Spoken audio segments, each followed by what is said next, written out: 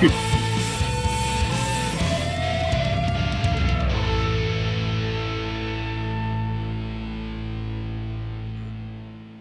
evening, ladies and gentlemen. Welcome back to the Shadow and Sun Show. And welcome back for another Saturday night sci-fi Shadow Chat.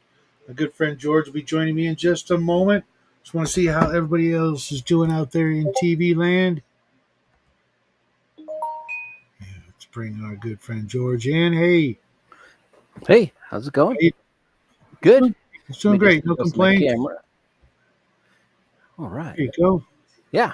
Hey, what's up, Bubba? You know where the link is if you want to join us, Bubba.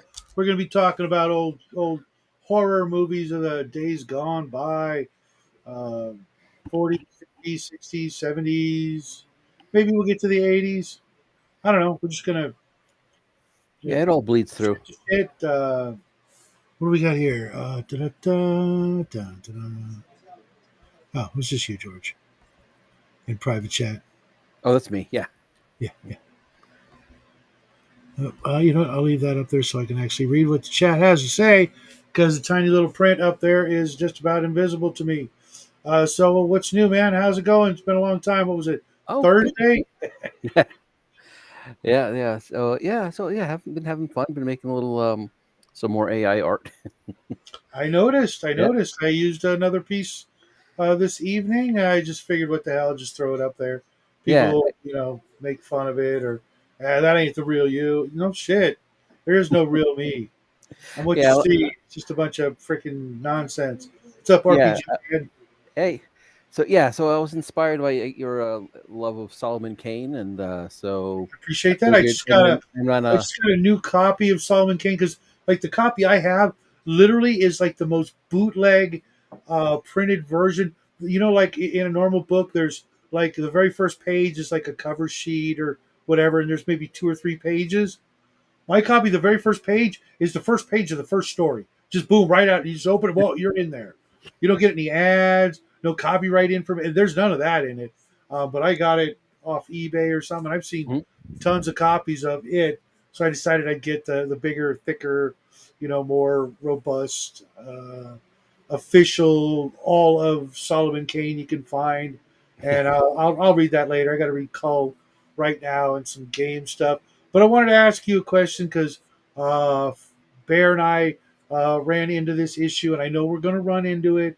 Have you already noticed any holiday setbacks in your gaming life, so to speak? We can't do this because this, Thanksgiving's coming. Got to postpone this. We have our my OSE game that I'm in. That's in like real life. The hard part is summer is the most hard. We didn't do anything the whole summer, basically from Labor Day, from Memorial Day to Labor Day, there was nothing. Wow. Yeah, and we get in the every other week. It's every other week we do, but we do. We've been trying to do a Saturday, and because it's like we have the session is very short. We have Tuesday nights, every other Tuesday nights, so it's very short. It's in person. We kind of just go in there after work. Everybody's all disheveled, and then we kind of sit there chit chat for about 20 minutes, catching up on what's going on in our lives. Saturdays are a premium, huh? Yeah, so we haven't been able to get a Saturday. That's the tough part, and of course there's our Star Wars game, which we're having a little trouble now. But I guess because it's only a couple of players, and it's hard to not play with Omen. You're right. He said go ahead and play without, but I'm like, yeah, no, that's because there's a couple of things.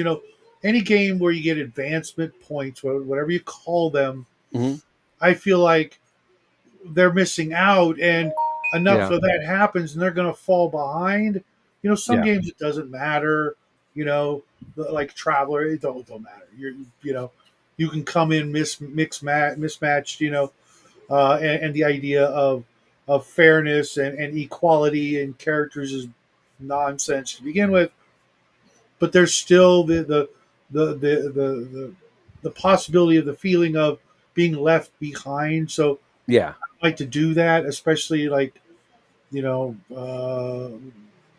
we don't get together enough as it is. I don't like every other week games. I just it's like it's not really a game, is it? I mean, Yeah, it's hard. Yeah, and it's hard to get back into it. Like you're mhm. like you've been gone from it for 2 weeks. You're like, where are we anyway? Like, oh, we're in this dungeon where we're That's not. why like Bears games and other people games who are live, Hmm. you've got that fallback. You could just watch the game over again, Hmm. which I suggest you do, especially if you're in Yeah, the game. Go watch the episode or the game and go, okay, I remember what's going on now. yeah. But I for the I find games myself doing not that like that, for the Star Wars. yeah, because I'm in a game every other Saturdays with off grid, not off grid, God, OGGM and RPG Grandma and Mike and Jen from Married with Gaming, and it's every 2 weeks, and sometimes it's not even that because somebody gets sick and that's the other thing with the holidays. You get Mhm. the cold and flu season, the gift that keeps on giving and ruining and fucking up your games because one person gets sick and you know okay, game canceled. Like last night's Savage Sword game. One guy, I thought more people were going to miss out, but one guy was sick, and I'm like, okay, sorry, but we've got 5 out of 6 players we're playing. Yeah, And there has to be that cutoff point. It's like, if you've got 6 players, we got 4, we're playing.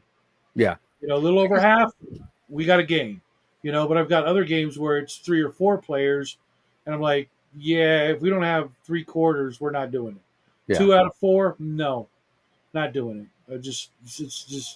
It's not a game. It's just a bullshit session, which I'm totally in favor of, and I do recommend if you're playing online and people can't make it for the game, you still hang out, and just shoot the shit. Just talk and get to know each other, especially these days. Like I'm in games with people I've never met, Mhm. and it's like, well, okay, game got canceled, but let's hang out anyways.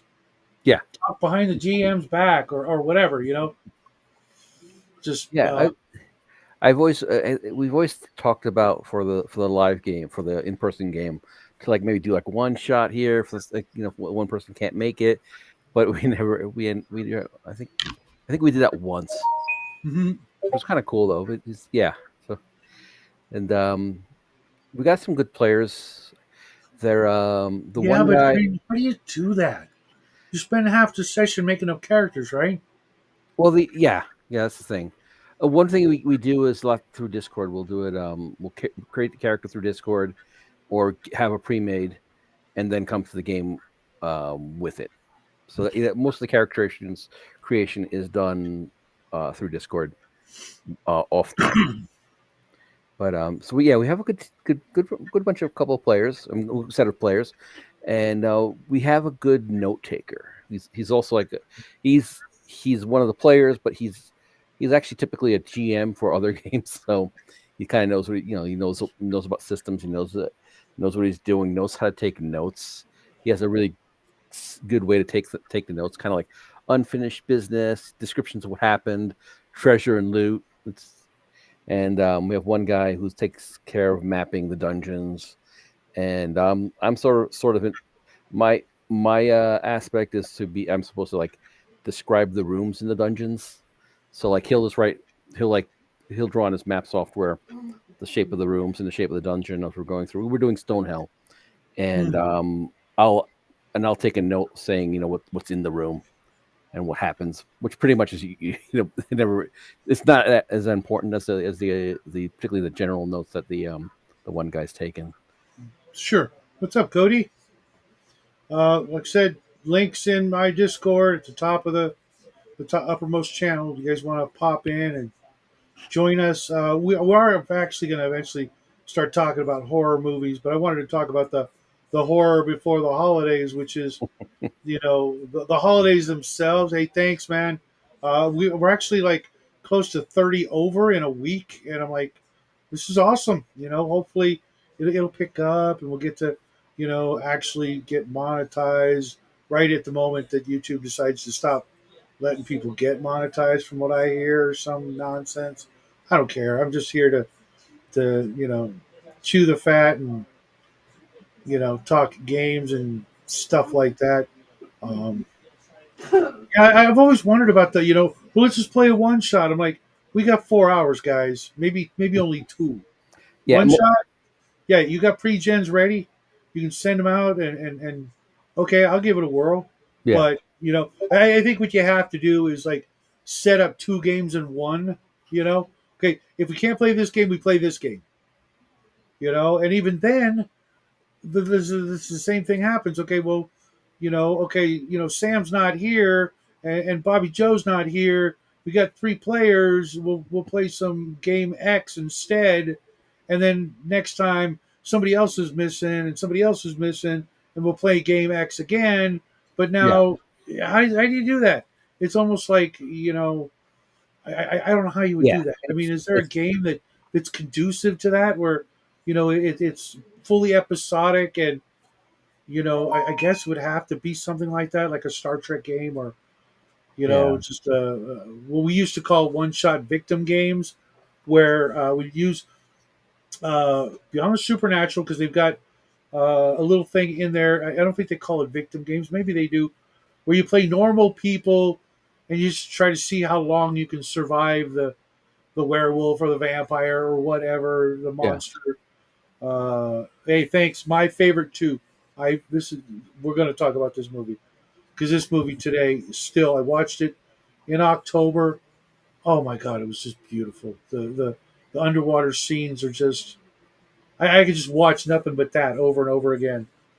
yeah. Uh, Was that in 3D? Was like I remember, I they, remember there was a watching 3D it. version. I don't have it. I just rented it on Amazon. I think I might have not even rented. It might have been free.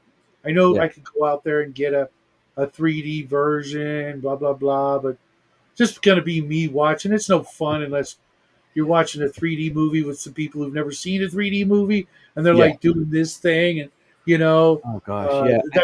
that's what it's all about. As a kid, they rebroadcast it on like channel 11 in I also think New I saw Jersey, that and I think you had and to go somewhere like you had, 7-Eleven or something. you had to get the glasses, but you also had to have a color TV, which you didn't have a color TV.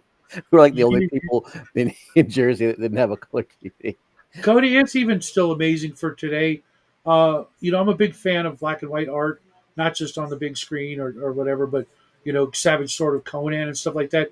And like I said, the underwater scenes when I forget the actress's name. There were two actresses, one for underwater and one for everything else, and it's just so simple and beautiful. Her swimming underwater, even a lot of the scenes of the creature or the guys trying to go after him and stuff. There's just something about it that you couldn't do it today without ruining it. I think in color it would just be like, yeah, it's just another schlocky rubber suit, Mhm. kind of thing. Uh, I don't know. It's just Yeah, I remember was it like Ted Turner or somebody was colorizing a lot of old movies, and as a kid, like I that's liked cool, it because Cody. I was like stupid and like didn't like black and white. Right, right. And then later on in life, like, oh yeah, they're like obliterating all the shadows that they basically like took so much Mhm, care to like create a shadow in a scene with like with like Cary Grant or something. mhm. Hey, can you move over Oh, so you can actually in the camera? There we go. I want everybody to see you, not just like this much of your face. Um, yeah, I don't know what it was. My dad raised me right, watching like Abbott and Costello, the hmm, Bowery Boys. I just watched the Bowery Boys movie in October. I hadn't seen one in 47 years or some, and I'm like, you know what? This is still fun. It's yeah, it almost lets you or forces you to focus on things instead of let the movie do the thinking for you. yeah, yeah. The what was the thing? Yeah, I saw Yeah, he was Abbott also and Costello he was was also big in when we were kids. Flipper and something else. The guy who played the creature underwater. Yeah, and I think Tarzan was also like an Olympic swimmer. The guy who played Tarzan. Let me see. My daughter, Ron Ely. I don't remember the name, but yeah, I remember that he was like an Olympic swimmer. Oh, I used to love that show. It was on like Channel 5 every day. Yeah, Uh, yeah. We had like I guess when we were growing up, it's like we had these reruns, and they went back into the black and white stuff. Like it mhm. went to like Three Stooges, Abbott and Costello. We would have honeymooners, all that stuff. Like it was kind of like it was it was just part of growing up. Twilight Zone. Oh God, The that's literally today. I still think that was one of the best TV shows of all time. Yeah, and there was an incredible talent in the people that were there. It was a very limited field. Like they didn't have cable, they just had movies at the time, I beginning don't of think that was his TV, name, Trumpet. and so that they could pick the best from the best.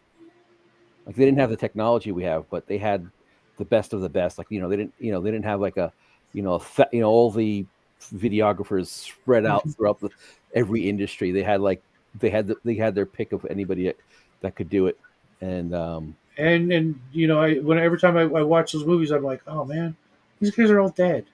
yeah, You know, so you can't even like bump into them and downtown Hollywood. Like I'd bump into all kinds of crazy people back in the day. Just randomly and like, nope, can't do it. They've been dead 20 years, 30 years. yeah, Monsters, I Love Lucy, Lost in Space. I watched all of those. Wasn't a big fan of the Monsters. It was more Adam's Family guy because yeah. it was Monsters was kind of It- yeah, kind of too corny for me, but I I preferred still watched it.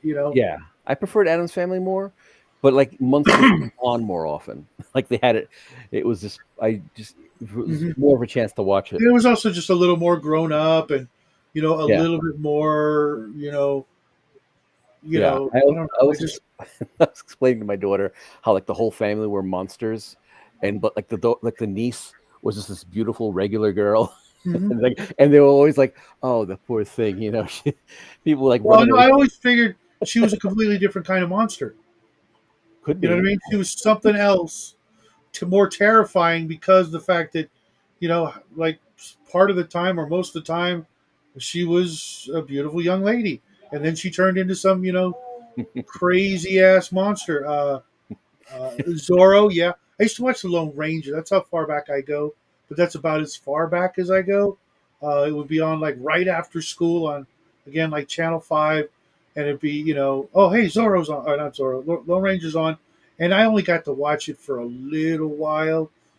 Um, yeah. I but remember. I even like the black and white cartoons like Gigantor and the Amazing Seven, which nobody has ever heard of. There was even a black and white Tarzan cartoon. I can Mhm. swear, but again, I can't track these things down. What's up? Oh, what's up, Cinder? Like, Was Popeye black and white? oh 'Cause yes, Pop Pop. we had. I used to watch that too.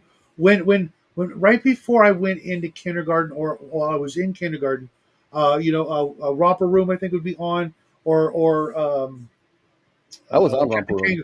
Captain Kangaroo. Those would be like the two morning cartoons, not cartoons, but TV shows for kids Mhm. right before school back in, like 70, 71 ish. But right before then, on either channel would be this cartoon called The Amazing Seven, or I think on the other channel there was a Tarzan cartoon, black and white, both of them, and I can't track them down. And the Amazing Seven was this group, and I know it exists because I came across a VHS cassette of it in a comic book store, and I had like no money. My wallet was flat empty. I just happened to be with a buddy. We were in Irvine driving. It's like, hey, let's stop into the comic book store. I'm like, all right, cool. And I saw it, and I'm like, oh my god, I'm never going to see this again. My buddy didn't have enough to cover me, and so I never saw it again. And if you look, you cannot find it.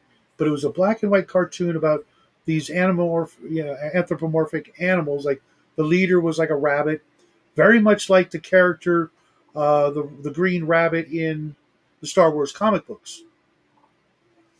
But there were a bunch of other animals, but they all wore like space, not kind of like space suits, superhero suits.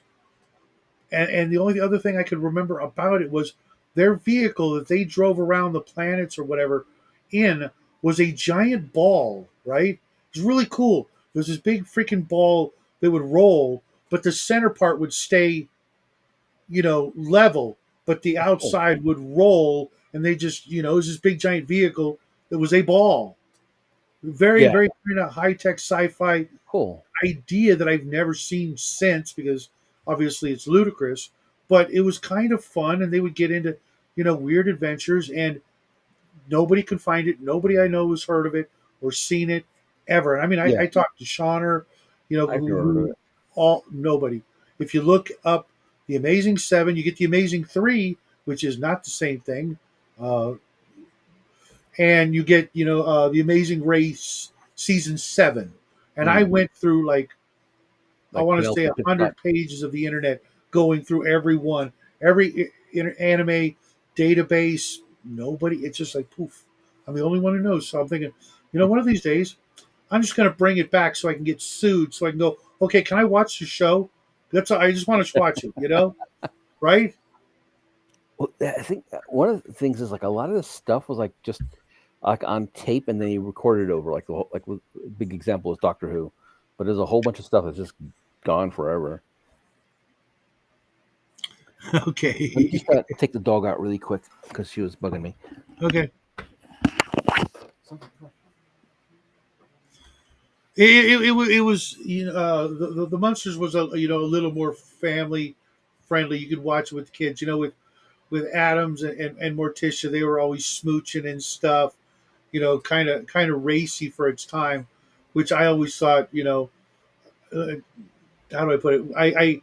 I knew I liked girls. In kindergarten, I had this huge crush on this girl who was in every one of my grades and classes for like K through 6.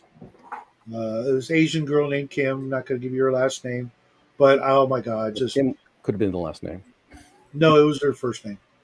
Her first name was even more Asian, and just So I knew, and I kind of liked the idea of you know Gomez and Morticia, being kind of, still hot for each other even after all those years, where the Munsters were kind of,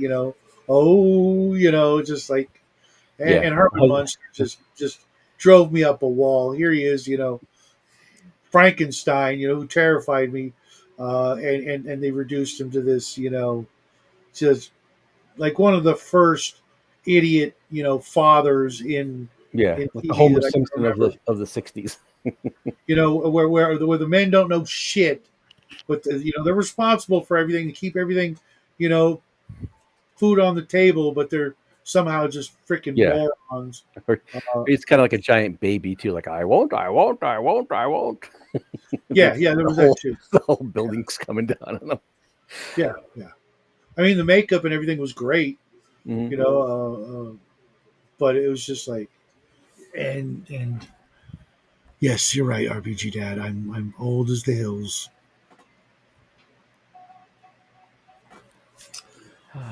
But it got me thinking, of some of the other things that I really like that were kind of ruined with color. What do we have here? Bear. Hey there, hi there, ho there, hey there, Bear. Get your butt in here. Hey. Hey, man, how you doing? Oh. What happened? I didn't mean to not have you. You brought me in and then you got rid of me. Thank you. No, that was totally. Lovely. That was just I my freaking. appreciate that. That was great. That was totally unintentional. I sent you the link. I'm not that kind of guy to send you the link and then go, ha ha, you can't join. I wouldn't think you would be. That would be kind of a I had that kind of thing kind of happen once. One of our very first giveaways, we had like 50 people come on, right? There were people lined up in the green room for days, and I'm like, I got to give everybody a minute, you know what I mean?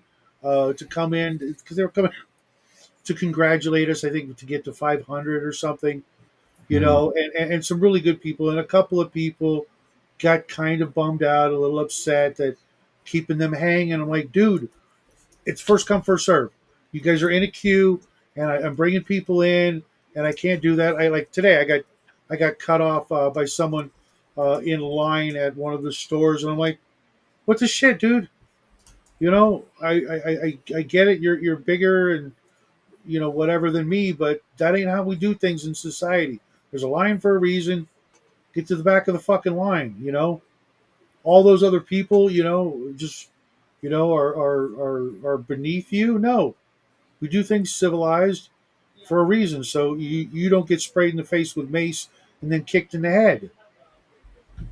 But I held my Something to tongue. be said for getting kicked in the head. Nothing wrong with that. Sometimes it sorts people right the fuck out. Yeah, but I would have made, I would have somebody would have made a bigger deal out of it. Like the cops, and the local news, and scrawny white guy beats the crap out of black guy for cutting in line. You know, and Yeah. it had nothing to do with that. It's just like, dude, we're all being patient, waiting our turn, and it was just to get out of the building. You know what? We'd already all paid for our stuff, but they got these stupid lines at Sam's Club where you got to freaking go. You know, you've paid for your stuff, you've checked out, and now you got to go through this freaking schmuck line to prove that you didn't steal what's in your cart. Yeah. Considering the fact Yeah. that there's no room to steal anything between the end of the checkout area and the line to get out of the building. It's like, do you think I'm fucking Houdini and I stuffed some ham under my shirt and I just snuck past? No, not to mention there's like tags on everything, so they already know what you bought. When you're going through there, you can see on the guy's phone that they're using to scan. They already know what's in your cart. I'm like, what the hell? Why don't you just do all my shopping for me and just bring it to my house and cut out all the bullshit, right? But yeah, it was just dumb. People, yeah. And every time I didn't steal anything, they're like, oh, that's what we're doing. I'm like, that is exactly your job, is to make sure I didn't steal anything. I'm letting you know that there was no opportunity to steal anything from point over there to point over here. Your job is pointless. Yeah. Yeah. So we were talking about the Munsters and the Addams family. Just to ask you. Yeah. No interest. No. Okay. Just The more you get to know me, George, the more you'll realize the one thing I cannot stand in this life is goofy shit. Goofy shit annoys the living fuck out of me. Slapstick humor, puns, and Weird Al Yankovic. It's goofy. And I think it's great when you're a kid, when you're 10 years old. But I was raised by a very well-read grandmother who kind of, taught me the value of put childish things away, right? So when I found role playing, it was something that I could approach from an intellectual side as opposed to just a goofy side. So it's something I've held on to over the years. But I barely read comics anymore. I skip most major movies and all that. I've stopped being a goofy person. And the older I get, I have less interest in it. So the Munsters doesn't interest me. The Addams Family doesn't. I didn't watch Wednesday. Didn't give a shit. Didn't care less. Whatever. It's not my cup of tea. But that doesn't mean I think other people shouldn't. And that's the problem. Whenever I say something like that, people think I'm telling them they're bad for watching it. So no, fuck, fill your boots. I understand that I'm the asshole in this scenario. I understand I'm the over serious one who takes things too seriously. I get it. Yeah, but Have you fun. don't. You have your goofy side. You may not even realize it. I know what I have it is. I have a sarcastic side. I have a witty side. I have a vicious side. And I have a pleasant side. And I have an ironic side, perhaps, but I don't have a goofy side. I'll keep it. No, go ahead. What is it? Tell me. I want to hear what you think my goofy side is. I want to hear this. When you play with your cats. That's not goofy. Dick, you have. It's not. No, it's not. It's love. Spirit of lighthearted. Yeah. What am I going to do? I'm going to talk to my cats about Dostoevsky? Like, what the fuck? I can't even say his name. No, have a conversation about Tolstoy spirit. with them? It's Yes. the same kind of spirit. They have no brains, Shadow. They don't do math. They don't. No, I ponder understand. the complexities of life. But it's not goofy. nice. Well, like I said, it's in the same spirit of goofiness. If you say so, man. I'll take your word for it.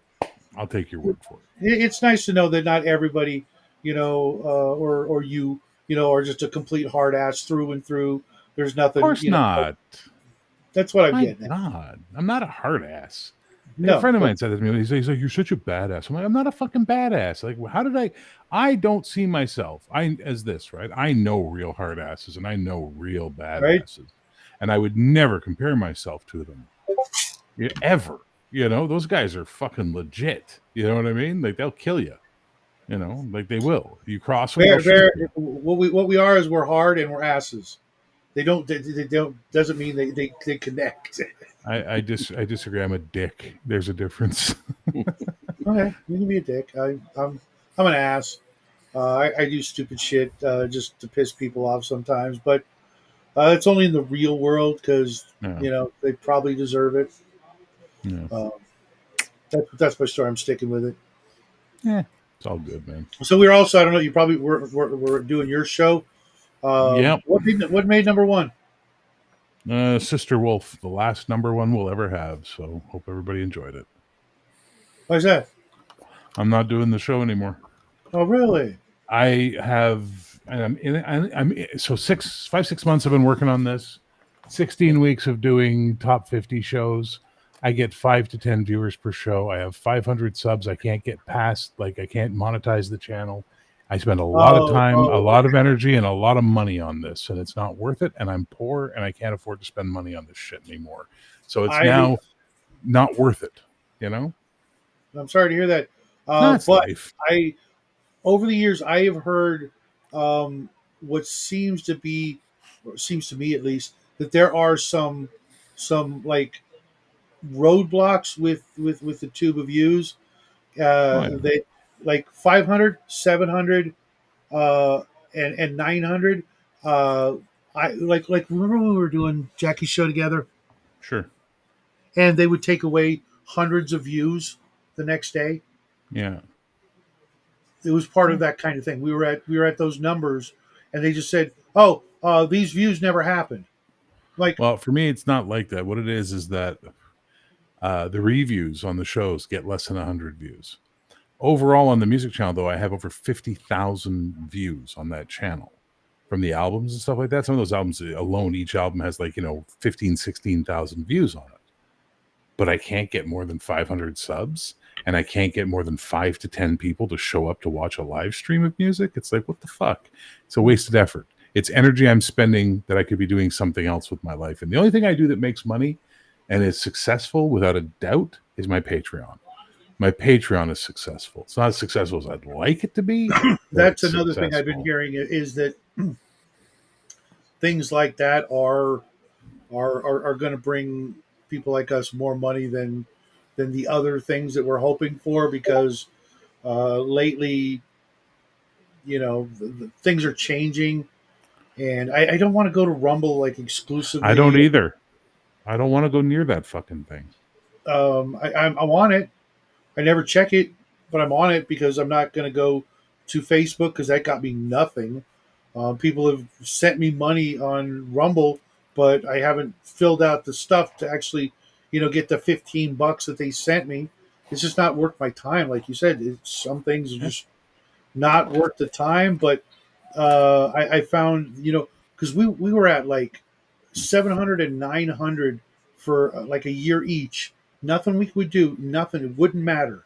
It just would not matter what we did.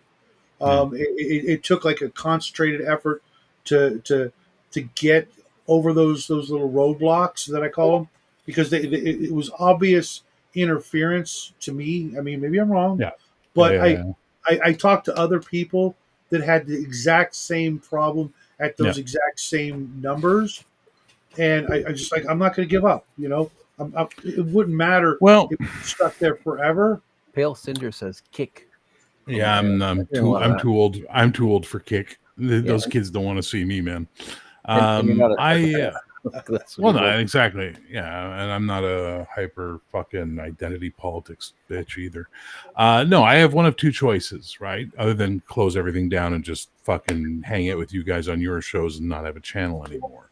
One is only talk about D&D, BattleTech, 40K, and Critical Role. Just suck that Critical Role dick as hard as I can, and I'll be rich within 6 months, and I'll have a bullet in my fucking brain pan within 7.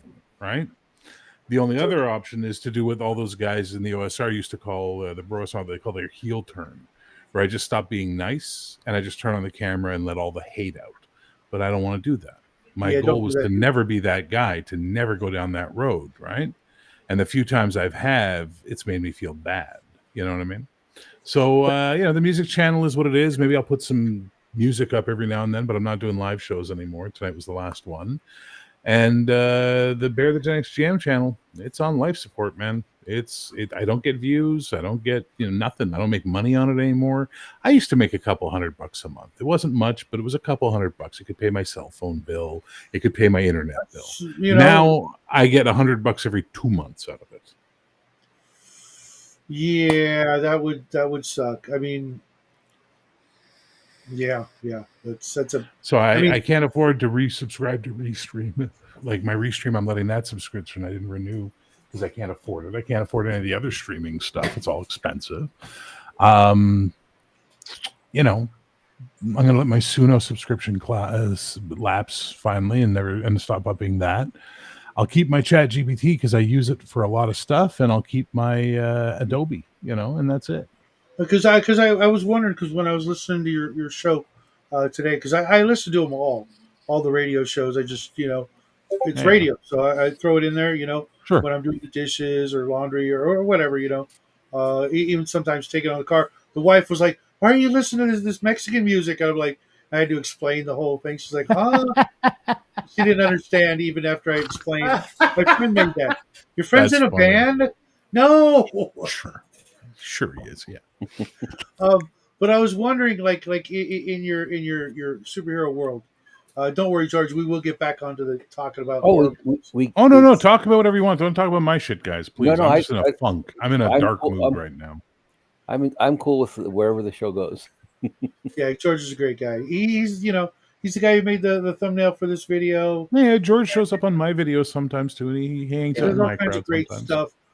But I was wondering, in your superhero world, is every single aspect completely different than Earth? Like there never was a Chuck Heston or a Planet of the Apes? There might have been. It's just not something I'm going to address. I'm going to address the stuff that matters to the players, right? So, yeah, we could talk about Arnold Schwarzenegger, or we could talk about Dieter Brock instead. Powerhouse. Well, because that's more fun. I was listening to Silverback Shine, right? And I'm wondering, if my character ever bumped into that character, would I get to use any of the Planet of the Apes lines, or would that be not a thing because it never happened? I wouldn't stop you. But it'd be a whole lot cooler if it was like, I don't know, you made up something that was like Planet of the Apes but wasn't Planet of the Apes. That'd be even funnier. That'd be even more interesting, because then it's its own thing at that point in time, right? Well, I mean, because you can't help using cultural references and pop culture references, and I'm like, would that be a faux pas type of thing, or would it be, just fall flat because everybody's like, who's Charlton Heston? No. Hello, mister. Are you good? Apparently I'm goofy. Obviously not everything is different. I'm sure your stop signs look like stop signs and hot dogs hot dogs. So there are things that are, obviously have to be the same. Otherwise you freaking spend, your entire lifetime getting ready for the game because you had to recreate the wheel when it came to everything. But other things, because you have all, there was a point where it started becoming more and more unique, than more and more like our own Earth. So I was just curious about that. Well, it is you what had it is. Yes and no on certain things, or it started at this year. Like everything's identical to Earth up until 1927, and then shit got weird. Which is the way a lot of universes, alternate history games are like. Everything's identical, so we have this common point. But then 1927 happened, and everything started going off into its own. Like the Watchmen. Right. Yeah. Right. No, I don't give it that much thought because, that level of thought I don't feel is necessary for what I'm doing. Yeah, some shows do. Like I remember, what was it? Farscape would do that. They would like he would make like a Three Stooges reference, or he'll make a Captain Kirk reference or something, in it, which kind of made that show kind of unique. I don't have any popcorn. I didn't bring any. I absolutely love Farscape. I adored Never that show. saw it. I never saw it. I hated the Peacekeeper Wars movies because it was clear they did the same thing that Firefly did with the Serenity movie, which is they took the season that they never got to make and compressed it down into this smaller form, but they didn't rewrite it to match the smaller form. They just edited it down. And as a result, it didn't hit right. The emotional beats weren't there. It felt very disjointed. Like when we're watching Serenity, right? There's that media guy who has all the monitors and everything, whatever I can remember what they call him. Mr. Universe. Mr. Universe. Well, you know what? If we had a whole season to get to know that character, when he gets killed, we'd feel something emotionally. We'd be like, oh, shit, I like that character. And they played it like we should give a fuck about him. But we didn't give a fuck about him because we knew him for an hour and a half. But he was in that. Wasn't he in that movie where he ends up at the end of the movie having enough to be able to afford the crisp cut fries from Carl's Jr., where he, at the end of the movie, he's like ordering. No, I meant the character, not the actor. Yeah. That's all I knew about him, and I sort of saw him and went, oh, okay, that's why. I kind of did give a little bit of a shit about him. Shepard's death was kind of It's like you always think of the movie, and you think of course, spoilers. Wash dying, but Shepard dies like first 20 minutes, not even. It's insane. And book Shepard book. Yeah, when he dies, you're like, what? Yeah, right? and he's got so many mysteries that were like set up in the TV show. Like I think they did do a comic book or something. Where that's the problem. That's the thing. And they say, well, if you'd read the comic book, well, I didn't. So maybe you shouldn't have made your movie based on the idea that you thought I read your comic book, which I didn't. Marvel's learning that lesson now. They did a bunch of movie stuff that was tied to their TV series to find out most people didn't watch the Disney Plus shows and didn't know what the fuck they were talking about in the movies. Oops, Yeah.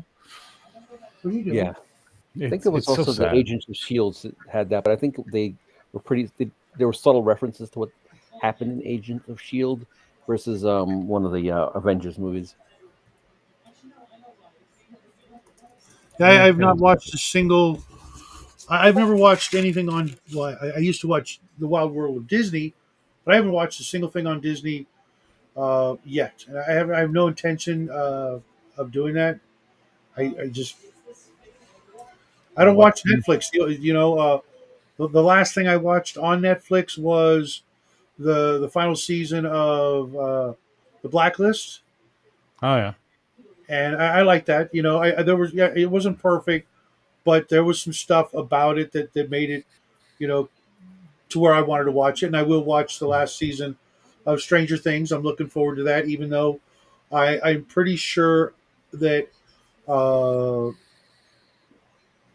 one show I liked. It was called Evil.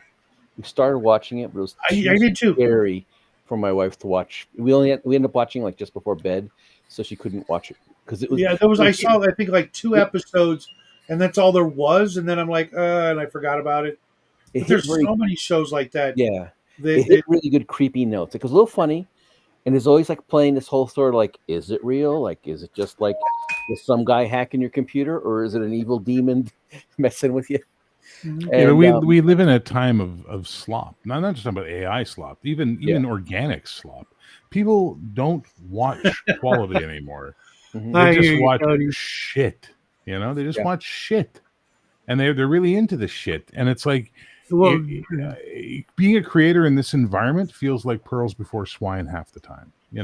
Like I joke when I say I'll just do a channel about D&D, but if I was to suddenly have a BX channel, all I did was talk about BX and review BX and be all about BX, I'd have 10,000 subs by the end of the year. Buddy of mine, we started around the same time, his channel and mine. He's got over 20,000 subs. All he talks about is 5e. Yeah. People just want shit now. It's so weird. Anyway, listen, I'm in a dark mood, and I'm just going to bring this whole conversation down. So I'm actually going to bounce. and I'm going to go turn on my camera and my channel and vent my soul to the universe and to the abyss. So I'm going to let you guys talk about Addams Family and all that groovy shit that makes you happy, and I'm going to go be a miserable sod over in my swamp. Okay, no, nothing personal. I'm happy to see you guys, but I know my mood right now, and everything you bring up, I'm going to find something shitty about it to say. So it's best that I just go, you know what? Namaste. Thank you for letting me on. And George, you're always welcome when I'm around. Shadow, you're always welcome when I'm around.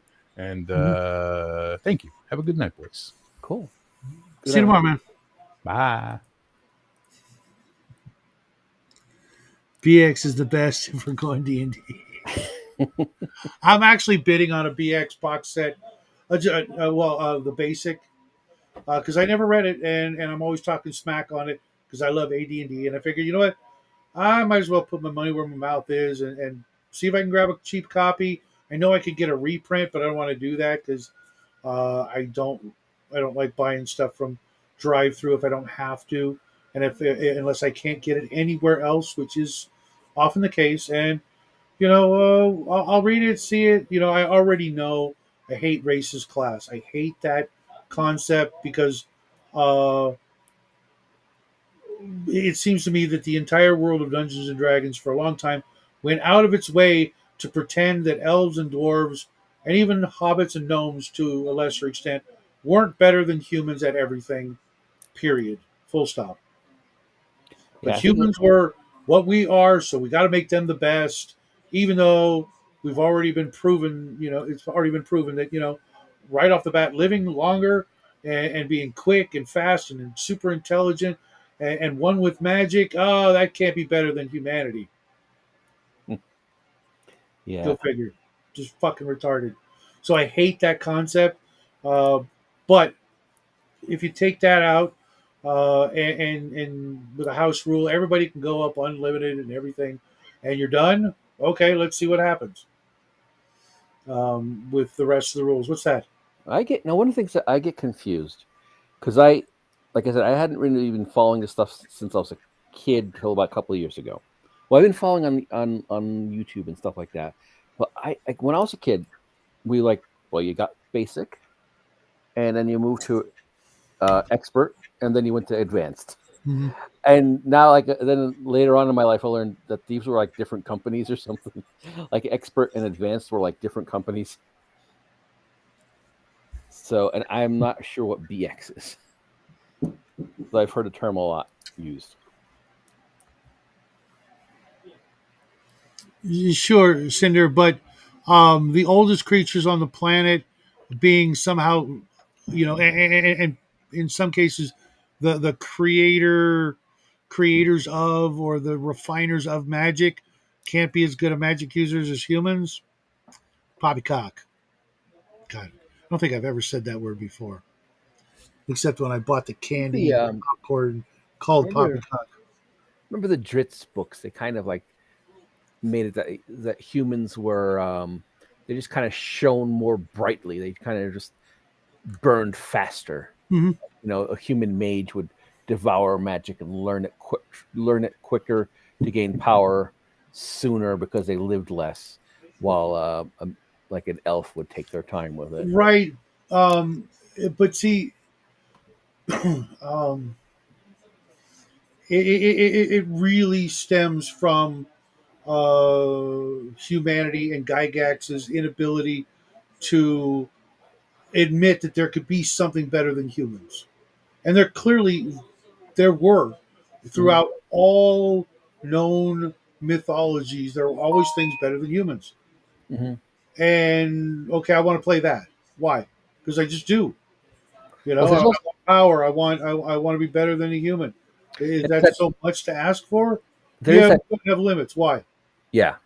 There's also in Tolkien that tension where there's humans and there's elves. And elves are they have a very overt blessing from their creator, where they live forever. They're invited to the Undying Lands, but humans have another blessing which we don't quite know. That's perfectly fine. I mean, that's kind of look at the whole UFO community, right? All the believers in UFOs. Well, right off the bat, every one of them starts off with that there are things out there better than us. Mm-hmm. Or you go into the religious community, or and I don't mean just like Christianity, but all the other religions had things that were better than us. You know, whether they be angels, Anunnaki, whatever. You know, hell, even in like a Star Trek game, Vulcans were clearly superior to humans in like just about everything except for a couple of little things, that ended up being weaknesses. But humans got all kinds of weaknesses. We've got like the market cornered on weaknesses, especially now. But and the idea, well, it's not fair, for characters to be, have all these abilities and then still be able to go on. Yeah, well, life's not fair. Go play a game of Palladium.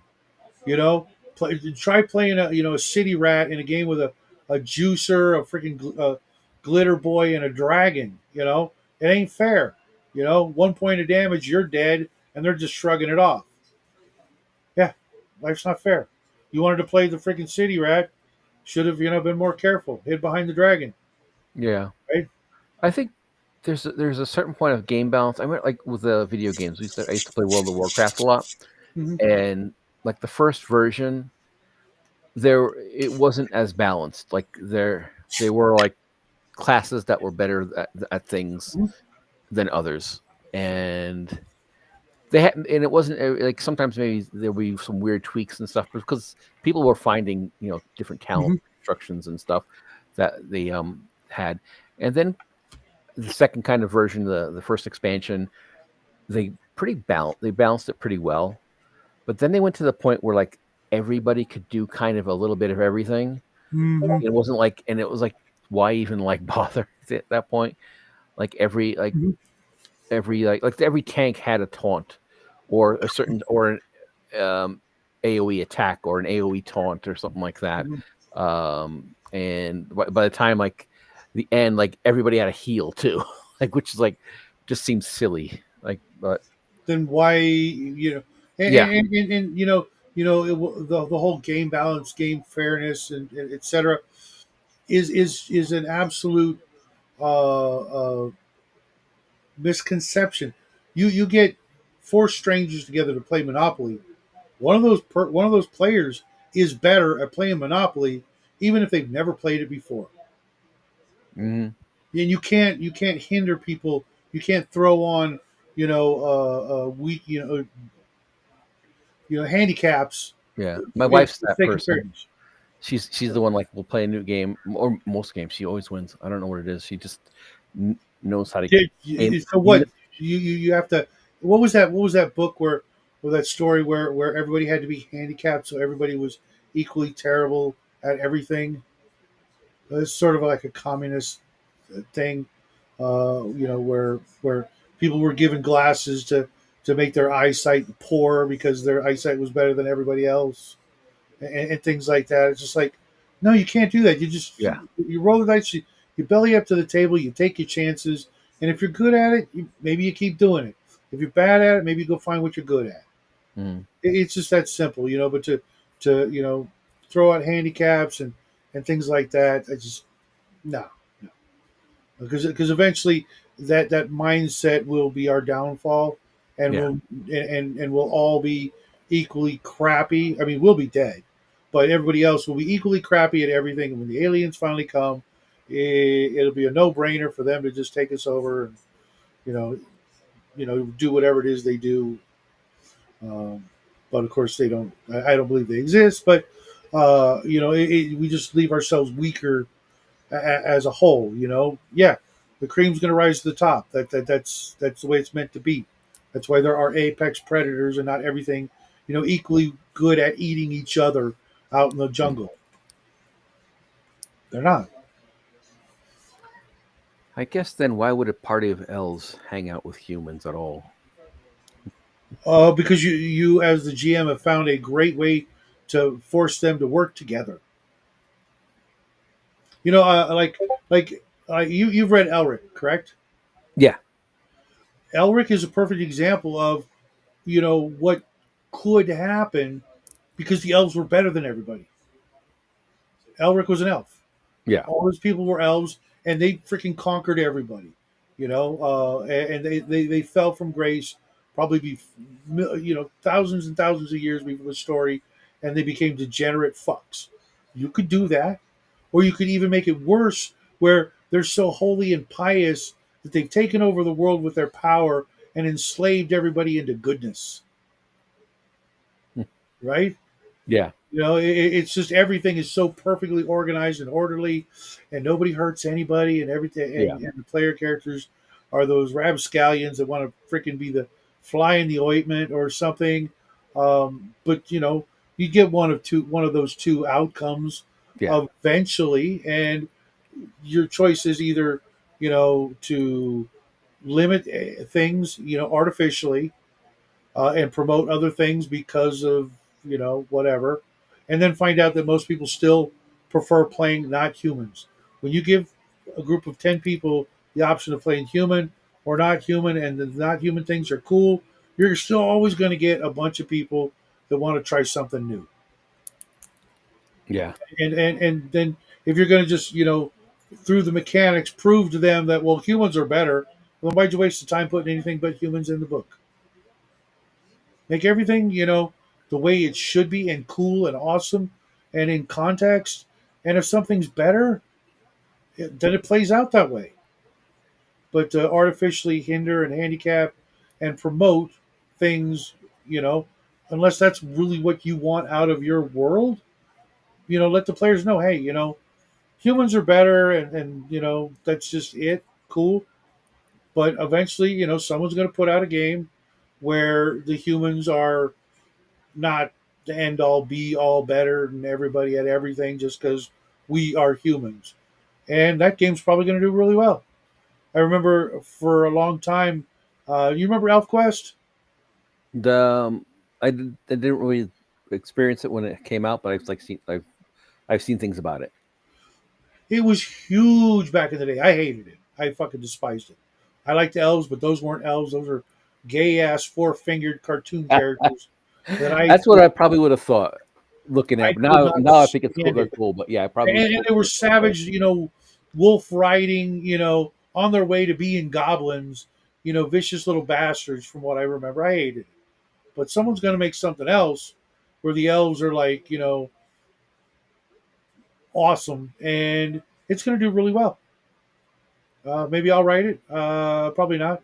Too busy doing other silly shit. But it's just that's why I don't like BX and Rules Cyclopedia and those games, because I'm just going to instantly go no level limits.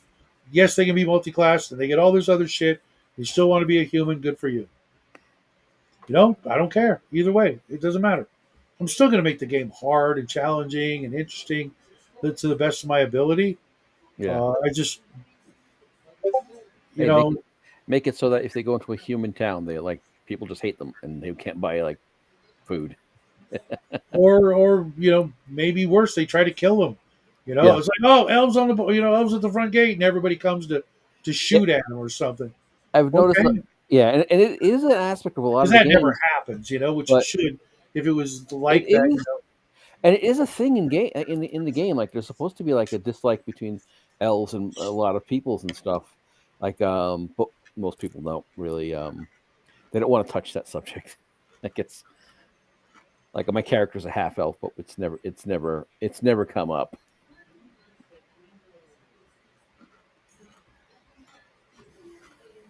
Yeah. So what do you like? What kind of games do you like? Do you like character or like class games or skill games or a mix of the two, or like skill based, honestly, what I look at most is setting and genre, and then okay, it's a skill based game. Okay, let's play it. If it's a cool setting, a cool world, it's awesome. Got some something interesting or unique, or it's just a western with monsters. Fucking sign me up. Or it's a superhero game. Set in the 1940s. Okay, fucking sign me up. it's all about world and setting.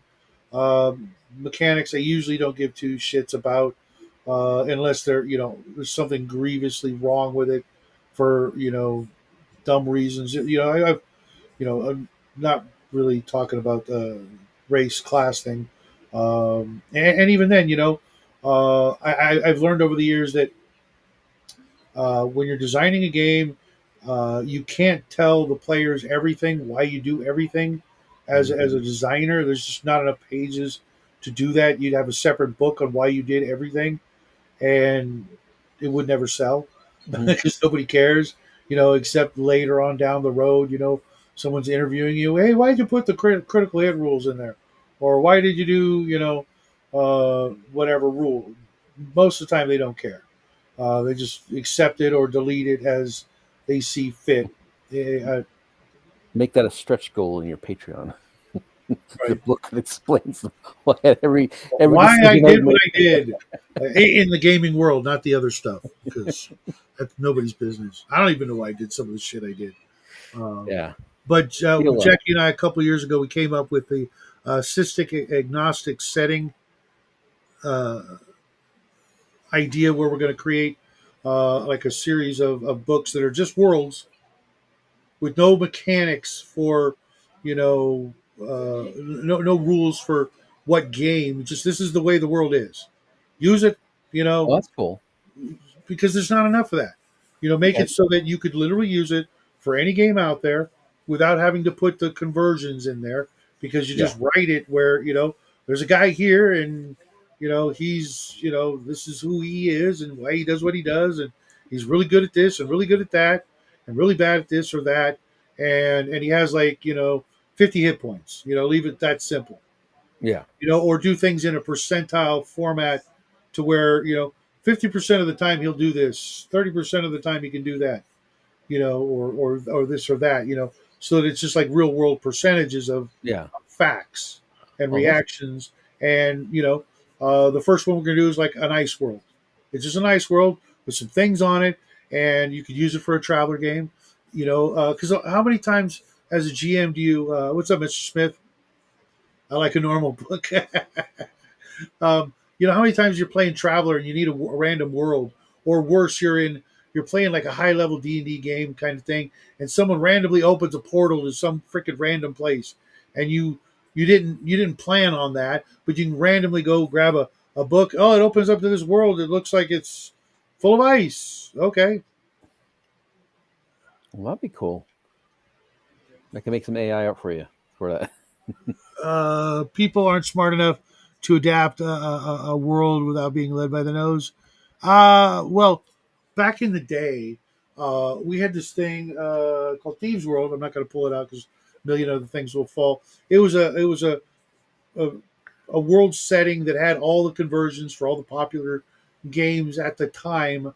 And someone was nice enough to send me their copy of it because I was talking about it, wishing I had never sold my copy.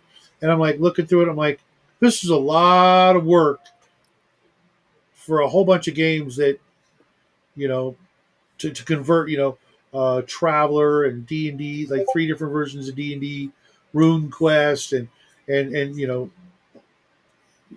convert your characters to this to be able to go visit this world. Like, just you know, make it simple enough to where you know they could just kind of equate the monsters, if you will, to whatever's in their world book game rules. You find a giant lizard. Okay, look for giant lizard. Somebody in the monster book. Oh, okay. So it's one of these. Oh, okay. We'll use Yeah. that. It just I and they guess. were going to be like And digest size books. Like the old traveler books. Just and what we're going to do is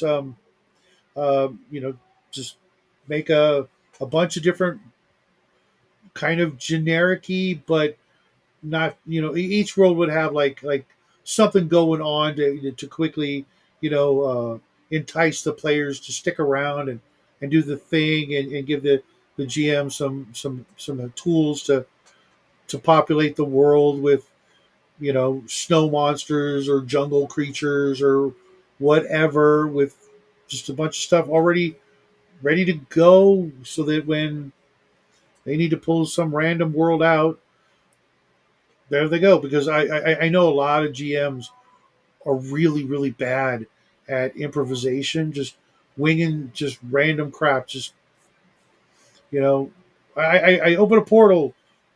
Where does it lead? Well, I don't know. We'll have to come back next week because I don't have anything. We'll just make it up. You know, I mean, that to me is like the absolute height of game mastering, is being able to just wing everything. Just don't prepare. Don't do any of it. Just make it up. And I mean, your rule is, I mean, your word is already law when you're the game master. Uh, and you'd be surprised how people, willing to come to a game like this are totally okay with that. That's what they want. They want someone who's confident enough to handle any situation, even if they have to just make it up to keep the game rolling. And people playing, want to just keep playing and don't want to have to, you know, stop early because you came up with, like in the old days, like the GM would make a dungeon, but then there'd be that, the site on the left that he hadn't finished, and then the players go to the left. It's like, I didn't fix this part. I didn't write this part. Just do it while we're playing. Just make it up as you go along. Oh, no, no, no, no.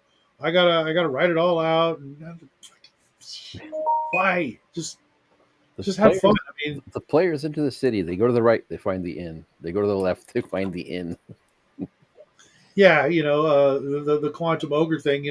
Most books have a crap ton of random tables to randomly generate stuff. If you want to go that route, which a lot of people do, I'm okay with that. I have to check out the Black Lodge game guys. They do that whole shucked oyster. I think it's something like that, but I think they do have a system. I think they're doing Mhm. or something. Yeah, I watched one of their shows, and it just wasn't my cup of tea. Yeah, So but I did like back. they had some. I think they had some great ideas about that, especially if you watch some of their other videos about like gaming and stuff, and talking about like making a game, like What's up, nerdy? learning from what was that show? Gosh, Twin Peaks, and how like to I make always all wanted to the watch that. Never got a chance to. yeah, same here, same here. But like like you have the characters and everybody, like people come into a town, like your players come into town, and there's the blacksmith, and he's banging the baker or something, the baker's wife or something, and then Mhm. it's the mayor of the town, and he wants to do this, and he's got this as a secret, and there's all these things already going on in the town as the players come in, and that kind of informs the role play, like the whole thing, and how they react to your players as they come into the town, which I found kind of fascinating. Like, you set up, like, try to set up what's going on. Now your players are coming in, instead of kind of like reacting to the players as much. Mhm. There's things already happening. That there's been they've been living their lives when they come to the town before that, and you don't have to like do complete histories, but to know how, let's say, who likes who's on whose side, what factions are in a town, and stuff like that could make for an interesting thing, and it might be a great way to approach a system agnostic game where you are, let's say, setting up a setting, you're making some NPCs, you're giving them motivations, and motivations that may make them react to the players in certain ways. Mhm. Mr. Smith says to help with to help with the improv deficient, I find it helpful to have thought of some short, not related scenarios and encounters. Um, yeah, that'll work. I find that the players, I'd rather make up the NPCs, than the encounters, because they'll go places and do things that I'm never prepared for, or they'll just nope out. If they, a lot of times they have this weird sixth sense of, oh, the GM's got this ready for us. Oh, it's a dungeon. Run the other way. I've run into that behavior. Thankfully, not very often. And Cal says, I'm waiting on my SO in print. BLG is great. Oh, Black Lodge game. Shucked Oyster. Okay. Um, I I saw one video of theirs and uh, just didn't seem like my kind of guys. Maybe give it a chance when I'm not busy watching all my other friends on I YouTube. think I think they stream at the same time as you, so that's they're your There's no chance rivals. of that, then, is it? I'm not sure what the topic is, but I heard Well, Quantum Ogre, and I'm not a fan of that. No, it's always a bad thing unless I mean, when you're a young GM and you're starting out, you kind of have no choice. You're going to throw them on the railroad, and they're either going to enjoy the ride or find another GM or bitch and complain about it. But I mean, that's how you learn. We back in the old days, we all had modules to learn from. They're a big fat freaking roller coaster. You pay the price of admission. You go on the roller coaster, and you do the thing. But as bad as that might seem, it every one of us has probably been through like Keep on the Borderlands. We all have that shared experience, kind of, or maybe some of the other modules. Maybe you didn't go and Keep on the Borderlands, but you went through Expedition of the Unknown, or Isle of Dread, or whatever. In the beginning, that's all there was, for new GMs. That was the main tool to help new GMs run an adventure and then figure out that, oh yeah, I don't want to do this. I want to make my own adventure. Oh, hey, wait, better yet, I want to let my players create the adventure, and I'll just pretend like I did all the work. That's the ultimate mastery. It's like in Kung Fu. The master is the guy who never gets into a fight. Well, the master is the guy who never prepares because he doesn't need to. Lets the players do it all for him, and he can just, come up with shit on the fly. That way, everybody gets to do something. Sure, we want to, create stuff, but that's your job. You make the world and you put everything where it is. If you have the time to put everything where it is on the planet, and then the players will bump into those things, and then you narrate what happens, or what they see, what they hear, what they smell, but not what they do. That's how that's how and why it is a game, because the players get to have some agency and do what they want, and then you kill them when they do something stupid. Lost Shrine of Tamachan. Well, there are topics they do that don't interest me, but I think they have good taste in gaming. Okay, that's fair. Um, C1 Lost Shrine of Tomo Chan is your favorite old module, really? I have that one. That's the one with the gibbering mouth, or for the first time, right? It was like a Aztec temple. Am I thinking of the right one? Lost Shrine of. Sure, let's see.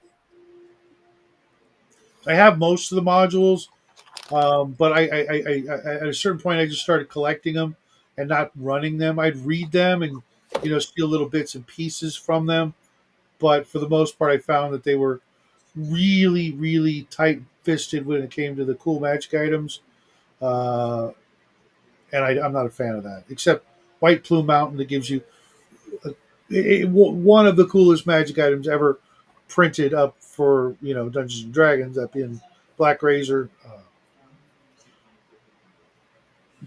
But most of the time is like, yeah, the rules, when you look at the percentages and the chances for things in the monster, treasure tables, it's like, oh, you didn't use that at all. I can tell, because they have treasures that are not listed for X monster, uh, and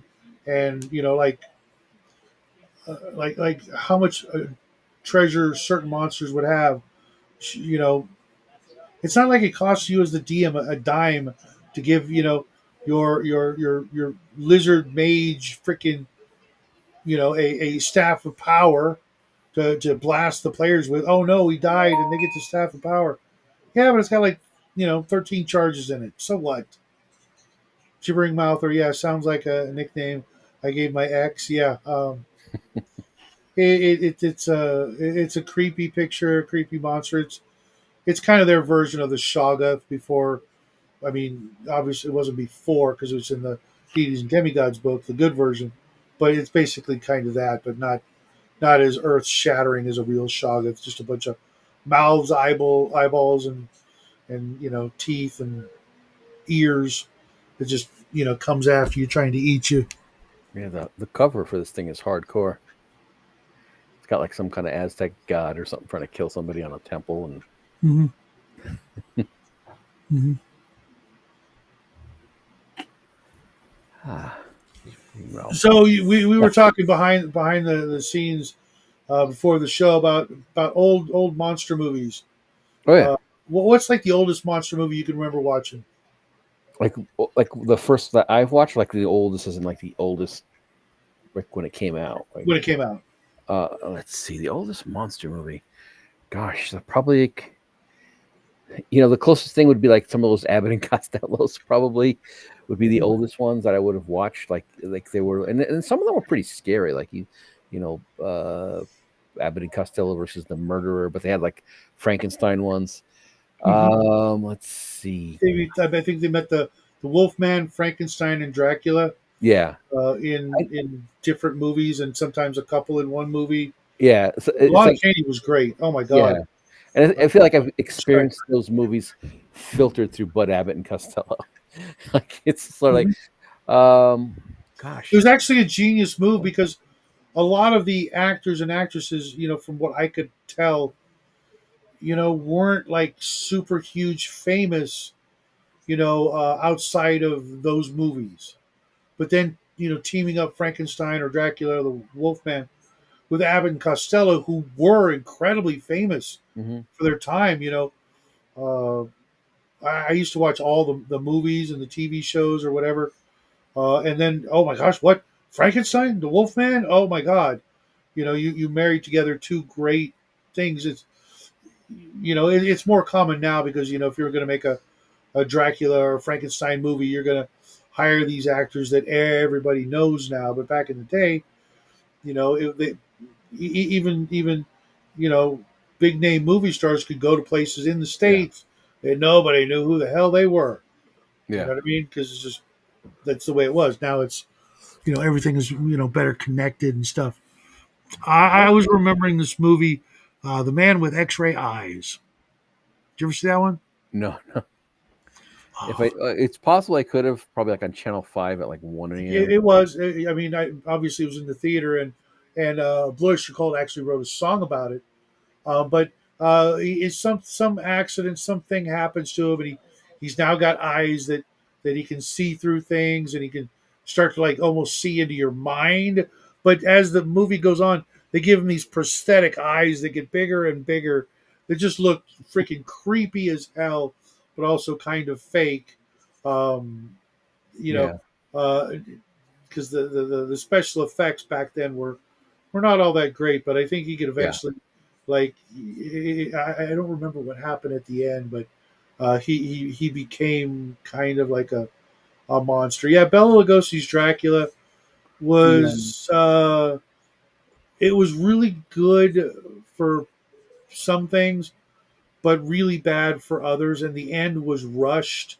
It should have been a longer movie, and they shouldn't have juxtaposed Renfield with John Harker's place in the story, which I didn't understand why they did that.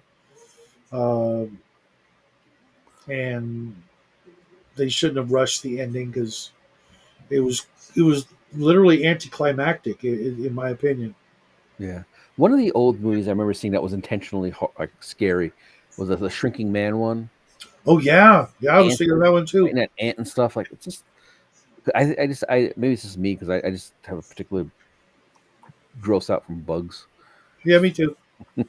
The whole concept, was pretty heavy for back then. Yeah. Slipping into the subatomic particle kind of thing. Continually shrinking forever and ever. Or at least until he died of old age, which I don't know. But it was Like, yeah, it was a fun movie. The props, making everything big, to make him look small. That was it was a very clever movie, but I don't know that I'd call it a monster movie. It may be a horror movie for sure.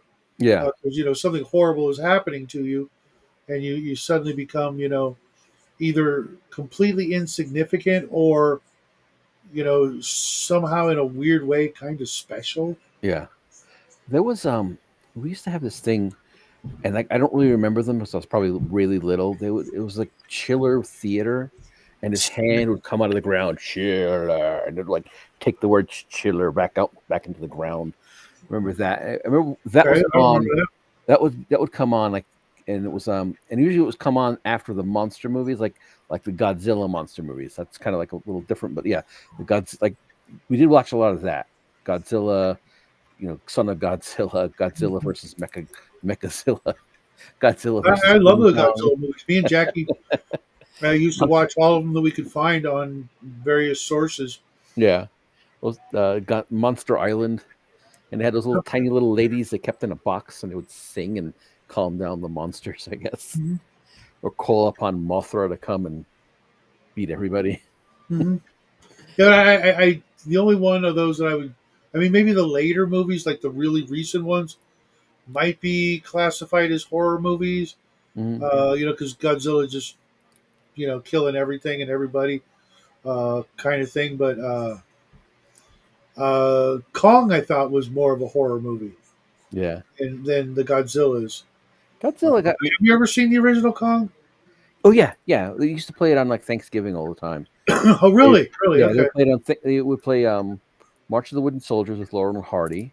They would play early in the morning. They'll play Mighty before they played King Kong. They would play Mighty Joe Young, which I really liked. That was always cool. It kind of saved all the orphans at the end. Yeah, I really like. I even like the Jack Black version. A lot of that movie. I didn't get to see the end of it because it was so bloody long, for whatever reason. But I'm like, yeah, that's actually if you can go back and Is that Peter Jackson? What? Peter Jackson did that one? I don't remember. Yeah, Godzilla, and I remember Zombie Godzilla. Is that a thing? You pulling my leg because I don't remember that one. It should be. If it's not, it was probably it being. There's a script for it somewhere. When I was growing King up, Kong could kind of be a horror movie from the perspective of the humans involved, especially the woman that gets taken by Kong. I mean that's pretty horrifying. I mean that would if you're a woman watching that movie, you might beg to differ. I don't know. I remember the 1970s version. That one was pretty terrifying as well. Was it Jeff Bridges? Oh, yanking my leg. Okay. Hey, Nerdy, we're playing this Thursday, right? Yeah, I heard Dead Rain. I remember really interesting when the Kong movie came out, the Peter Jackson one, and they used to listen to a lot of Stefan Molyneux, and he had like a really great like a psychological breakdown of King Kong. It's kind of a lot of it's like it's kind of like about conquering your basically your inner baby kind of thing, like trying to conquering your psychological issues. Like it's sort of like the way you kind of got to be remothered and stuff, and it was pretty fascinating. There's a lot of like weird psychological stuff in a lot of horror movies, but like that one was kind of interesting. It's sort of. Did you ever see the Bad Seed? No. It's about. I'm pretty sure if I'm remembering correctly, because it was pretty messed up. About like a little girl who's just like fully evil and but also really really smart, and it's a black and white movie too. I mean, it's an old ass movie.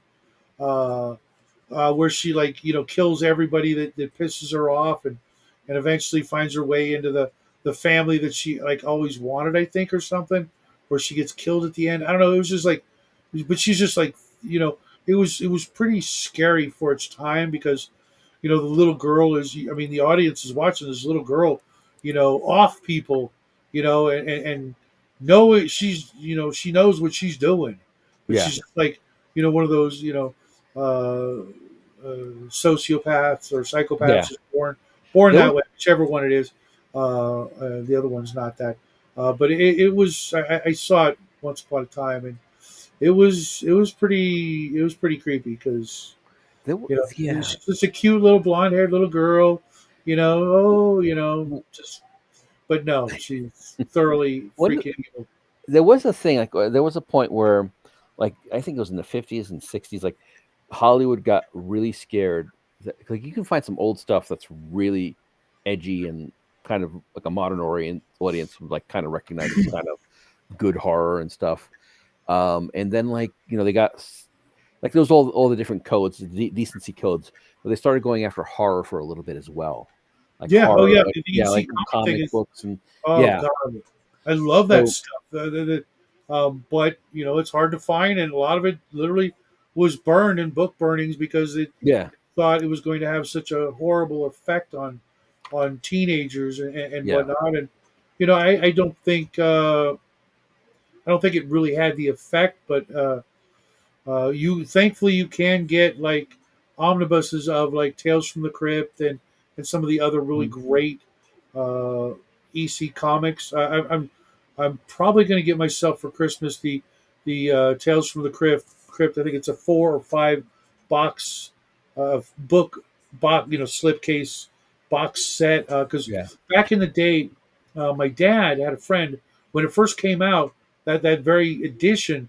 My dad's friend at work loaned him that box set, and I'm like, and he brought it home so I could read it, and I'm like, oh my god, this shit's horrifying and awesome.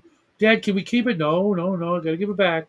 All right, I'm gonna read it. I read it all, and then he gave it back to his friend, and I remember watching one of the episodes of the TV show that I really remembered, which was the sheriff was taking a convict across the desert to, transfer, to go to jail or something.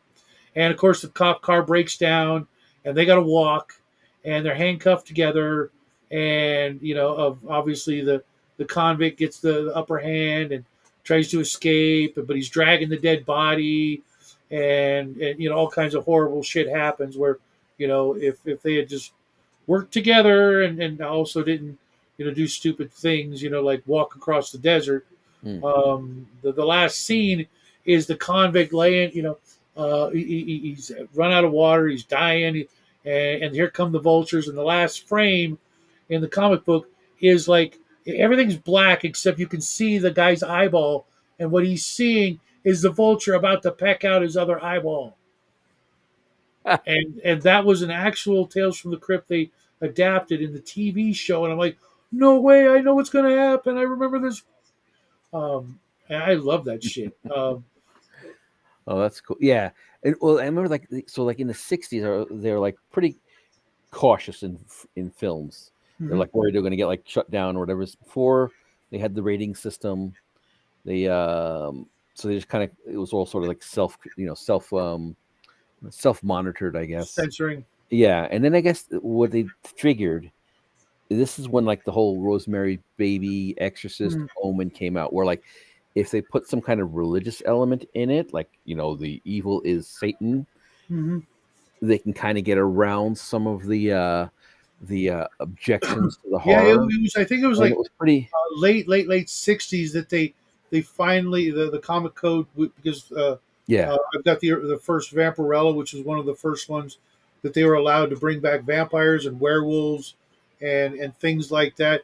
Because mostly what they were freaking out about was the body horror, the chopping of limbs, hmm, and blood and gore and things like that yeah, that got them shut down because they felt it glamorized these behaviors or just yeah, all kinds of stupid nonsense that maybe it did, but we didn't see like a rash of it, and it's hard to define this crime was or wasn't caused by a comic book.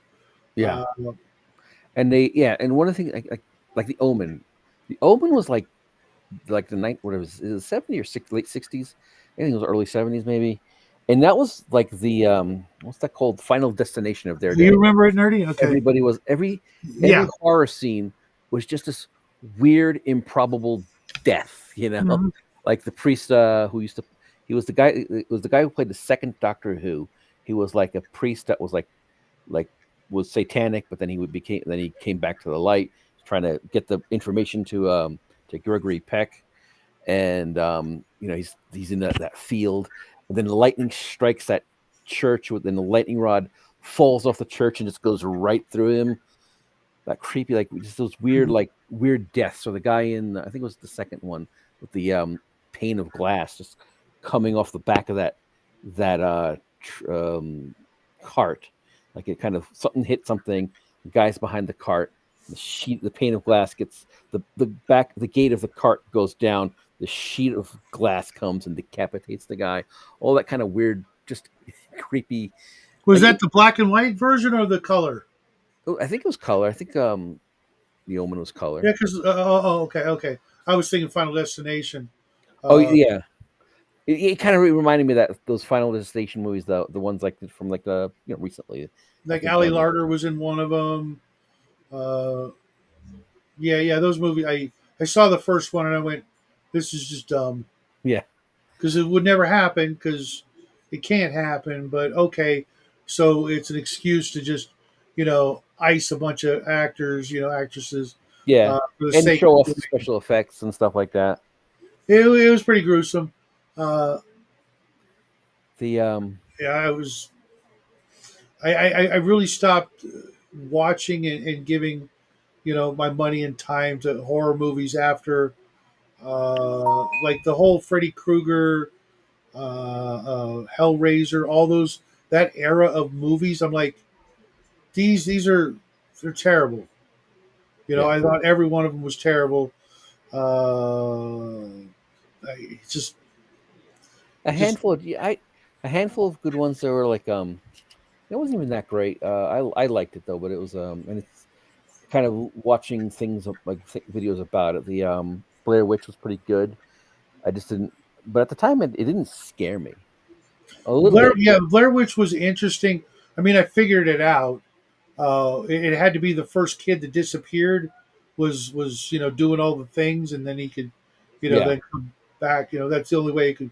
It made perfect sense. It was, I forget what his name was, but the first kid to die or disappear, he was behind it all. Yeah, he planned it all out. Okay, cool. But it was very interesting. Yeah, slasher versus horror. There haven't been that many great horror movies in the last couple of decades that I can think of. And I think you're right, Cinder, that there came a point where it was more about slasher than horror. mm-hmm. Instead of it being horror, it all became slasher, and I'm like, I don't care. This doesn't scare me. A guy who can get into my dreams, bullshit. It's not real. I'm not afraid of any of this. It's just watching people get, killed by a child molester. I'm not scared. Halloween. Michael Myers. Also, the first half a dozen, 44 rounds, 45 rounds would have taken him down. The end, I'm not buying it.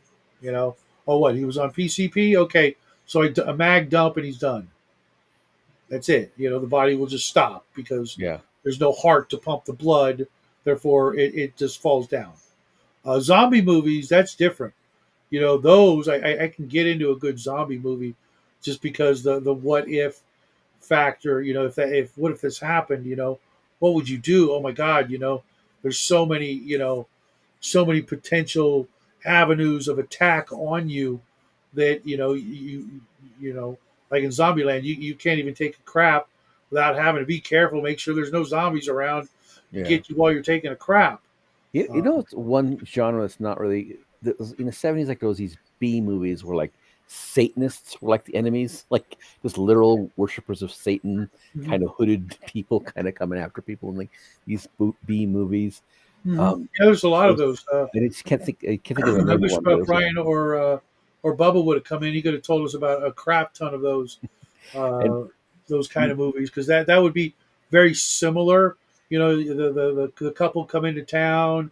It's a small town. They're on their way to point A to point B, and they saw something they shouldn't have. and now the town, the members that are a member of the cult, come out and The zombie movie. You say, yeah, yeah, yeah, nerdy. That's why I jumped into your game because the whole concept of that is terrifying. That's there's so many horrible things about the entire zombie genre. It's depending on what makes the zombies. If you get bit, you're a zombie, or you got to fully die. Excuse me, guys. Oh, long, long, long day. A lot of walking. You know, you never know when your best friend, wife, girlfriend, dog is going to become a zombie, and they're going to, try to eat you. That's, you know, it's also the fear of being eaten, which is really primal within us, and we don't really have that fear, or we don't experience it very often. You have to go kind of out of your way to be anywhere near something that's going to do that to you. Go on a safari in Africa, or Florida. or you know, it's just not. That doesn't happen.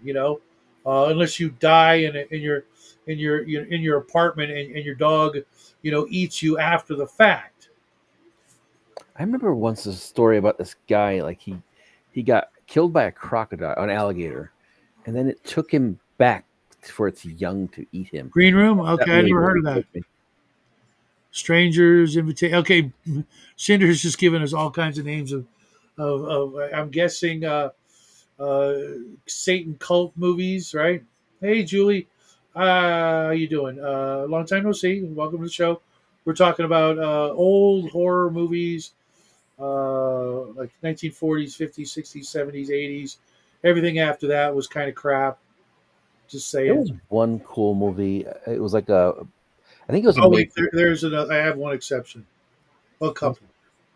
It was a made. I kind of think of it as a B movie, but I think it was a made-for-TV movie. It was 1980 something, like early 80s. It had the older sister from Little House on the Prairie, and she was like a witch.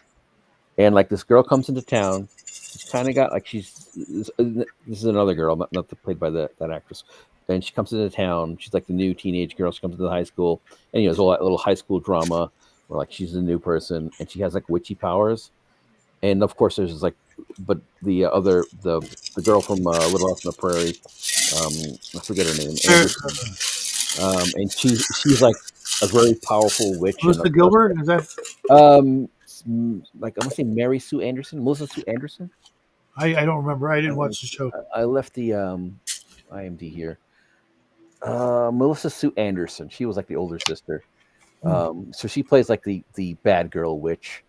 I forget the name. Mary Beth McDonough plays the good witch. Like she's like younger and doesn't really know much. So she's got to like basically face off with this like powerful teenage witch, and she's just learning. It was pretty intense. I remember that. I felt like the Craft movie. They must have been inspired by that. Maybe.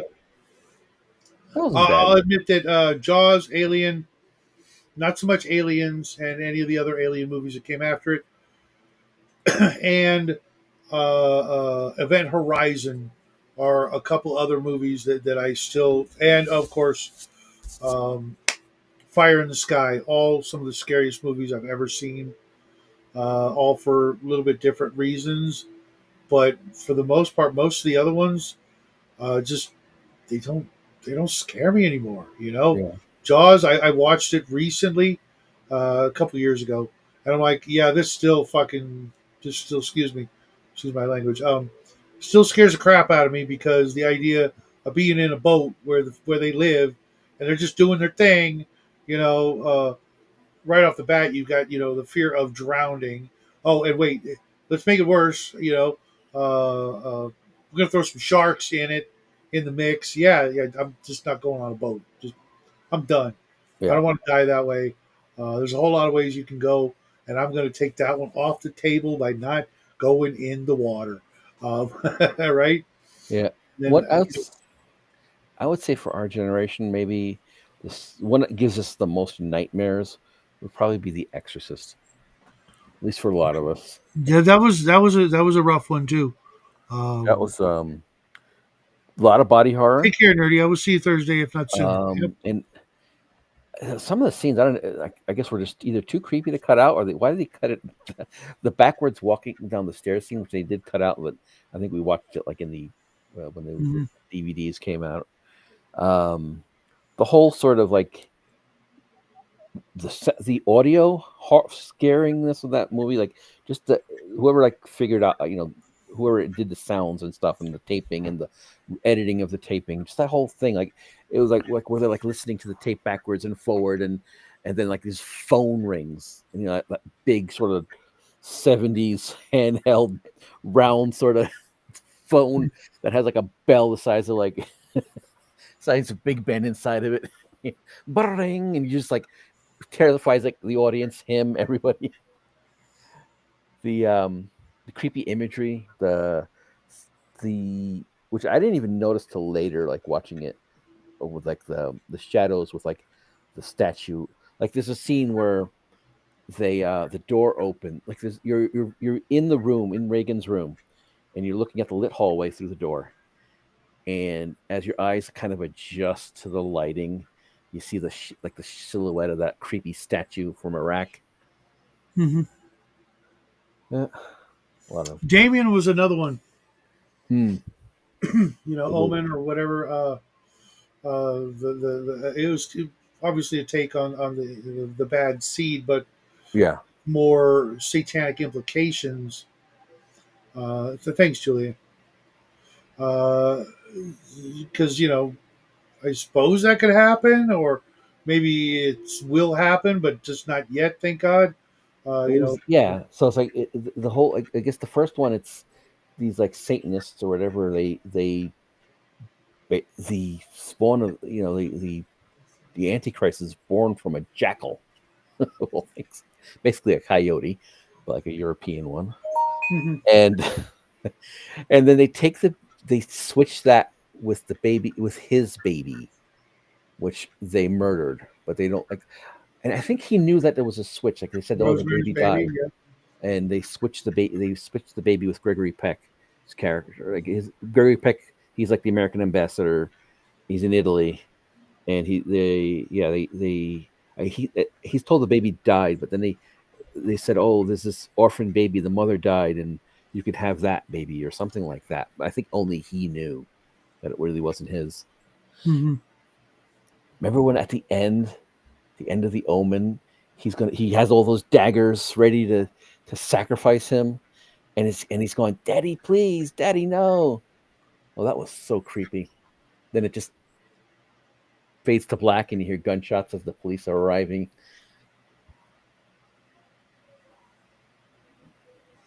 Rosemary's Baby was another creepy one. Oh, thank you, Julie. Especially the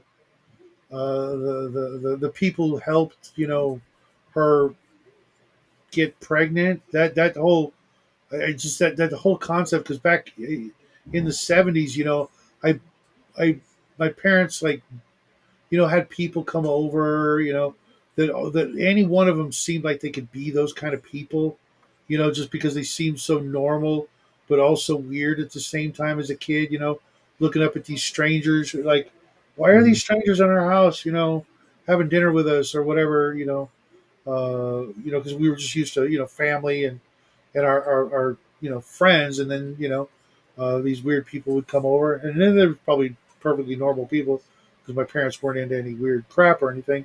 But I just always got those vibes from, because I saw that movie, Rosemary's Baby, probably way younger than I should have. And a lot of times it was like Amway, the Amway people would come over, or we go over to their place for another Amway, presentation, because my parents like hanging out with those people because they always got like free Amway products, but never bought into the cult. Maybe that that was the cult. It was Amway. Yeah. But all their stuff seemed to be pretty badass. I won't lie. It was almost magical how clean everything got. Yeah. I remember I remember feeling weird about like my parents' friends a little bit, but like a lot of them were Armenian, so they're kind of a little creepy looking. Our friends they tend to be like Dutch and German. Remember? Did you ever watch Soap, the TV show? Yeah, yeah. You remember that Swedish or German lady who was trying to get revenge on the Tates? Because she wanted Karen back. I don't remember that, but I think Oh, there's this great character actress. I forget her name. She had this really thick, like Dutch accent, or maybe it was German. I forget. And she was just like, she seemed like the nicest old lady, but then she would just, you know, show her vicious, evil, conniving side. And my parents had people like that over a lot with the accent and stuff. And then when Mhm. I grew up a little more and I watched that show, I'm like, oh my god, what did they let in the house? She was a fabulous character actress. Um, but that show was awesome too. yeah. So, oh my god, For some I reason just watched the first 3 seasons. I think it was 3 seasons. It got canceled at a cliffhanger, of course. yeah, and it had a spin-off. Benson was a spin-off of that. Yes, yes. And like when you said like a for some reason I was thinking of the cook or the maid in that. I think she was the cook in Benson. It was like a German, very like kind of rough German woman, Kraus or something like that, and she was always butting heads with Benson. I think they have the same casting people for Star Trek because I think one of the Well, guys I in think Benson. Hollywood wasn't as big as we thought it was. Mhm. Because if you look at like any show that lasted like a couple of years, it had all the same people on playing Mhm. different parts. We grew up in a time where that was, really easy to be a thing where, you'd see this actor, but you'd seen him in 10 other TV shows Yeah. only once, but they'd be on the show, at some point, kind of like with Next Generation. It Mhm. had so many people come and go through it Yeah. because Yep. it was on so long that eventually, if you were in Hollywood, you'd get the call, hey, they want you for Star Trek. You Yeah. know, They did that with also Fantasy Island Love Boat.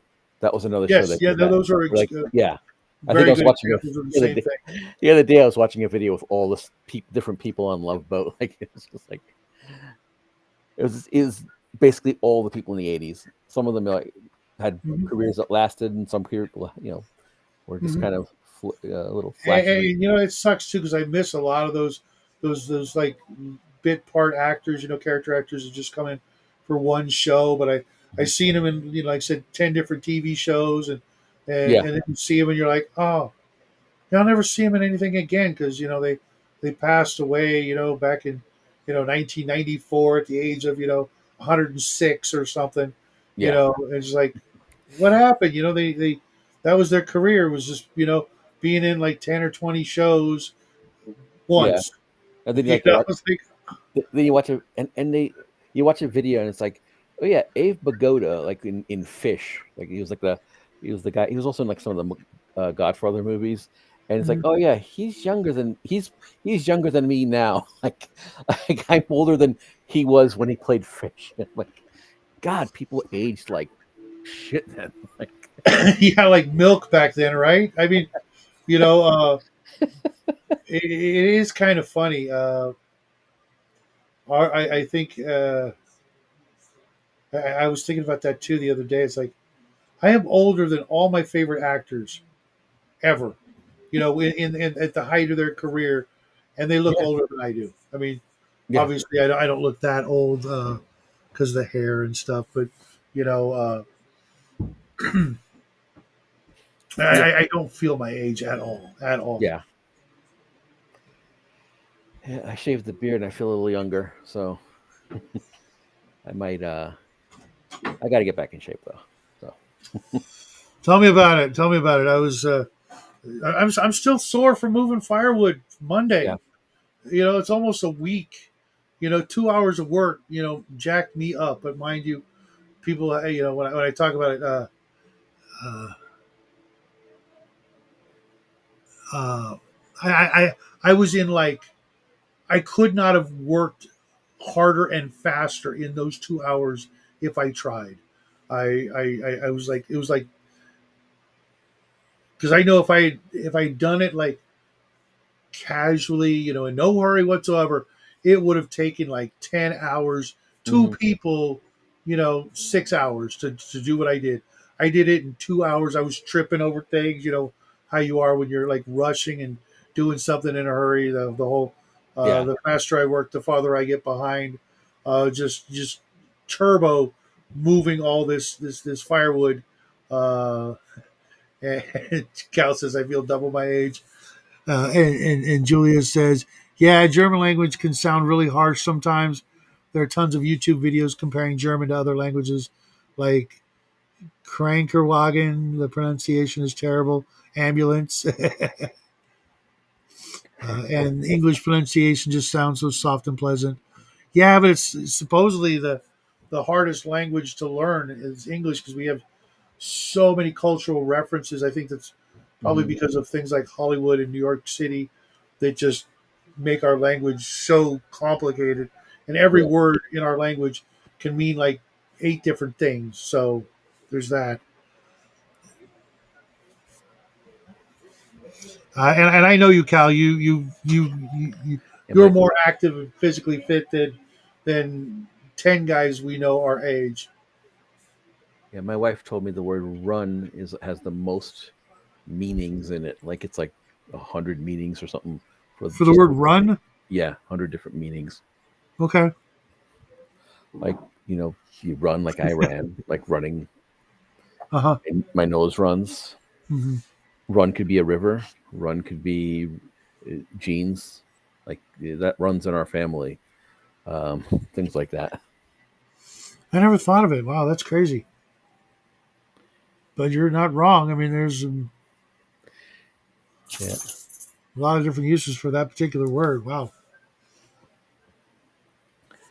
Yeah. Okay, if I So can we're plug talking it. about horror. The let's see, where were we? Oh yeah, Rosemary's Baby. Um, Rosemary's Baby. God, I didn't really watch. I've watched bits of it. Never watched it. Like sat and watched it though. The let's see, Exorcist. Exorcist was crazy. It's like Yeah. I don't. I read the book. That's what Oh, another one of my favorites. Just wait till after I split wood tomorrow. Yeah, I can imagine, Cal. All I had to do was just move it, pick it up and move it.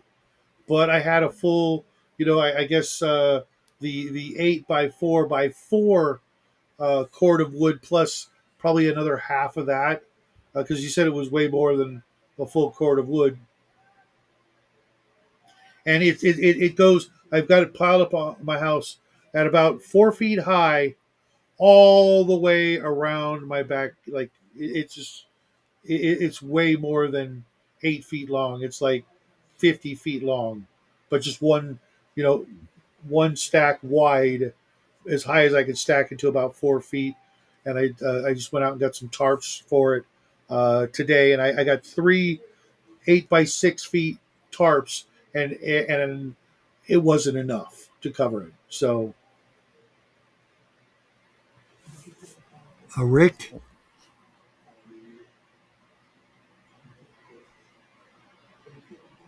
thankfully they're not in cat years. Well, then he'd be almost as old as I am. Well, not really, but another one of my favorites I wanted to talk about was the original Invasion of the Body Snatchers. I freaking love that movie because it's got so many creepy elements to it. It's got the alien race, the alien invaders. It's got the losing of oneself. It's got the zombie sort of herd mentality or hive mind mentality. You ever seen it? I seen bits. I seen like the '70s one. Yeah, that's the color one. Yeah. The Oh, you got to watch the black and white one. Oh, the black and white is way better. A Rick and Morty, a Rick of Wood. Okay. Yeah, the black and white one is my favorite. I've seen all the other ones except I think the most recent one. I saw the Donald Sutherland one in the theaters as a kid, and it just wasn't as scary. It was almost like, to me, it's actually kind of awful. Mhm. Mostly because you already know, what's going on. The first movie, really gives you the oh my gosh, it's you learn the story, what's happening. These weird things fell out of the sky, and they started growing, and then you fall asleep near one, you die, and the pod comes alive. The pod person comes alive, which is terrifying to begin with. Oh my god, I can't go to sleep. Or I'll turn into a pod person, and oh yeah, it's like the equivalent of one of the best Twilight Zones ever because it's in black and white. But it's only like an hour and 15, 20 minutes, which blows my mind because the movies back then were so freaking short, and they acted like it was like this big deal getting all dressed up to go to the movies, and your suit and tie and the whole bit for an hour and 10-minute movie. I'm like, yeah, I better have been a double feature, bare minimum. I think what it was. My dad described it. Like you like spent the day. Yeah, like you spent all Sunday at the theater after church or whatever. Because you'd have you'd get your news that day. The newsreel. You get a bunch of cartoons. You get a couple of movies, and maybe one or more of the serials of the era or of the area. Like the Shadow or even Captain America or whatever. Lone Ranger. Yeah. So you turned yourself into a pickle. How did you do that?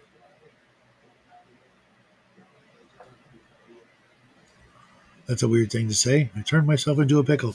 Unless, though you're talking pod people.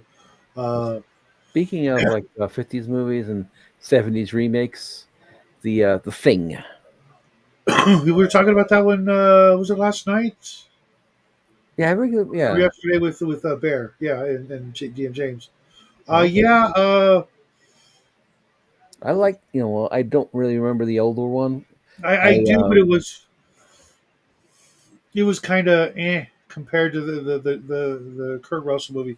Yeah. I think it was definitely better, but it was also.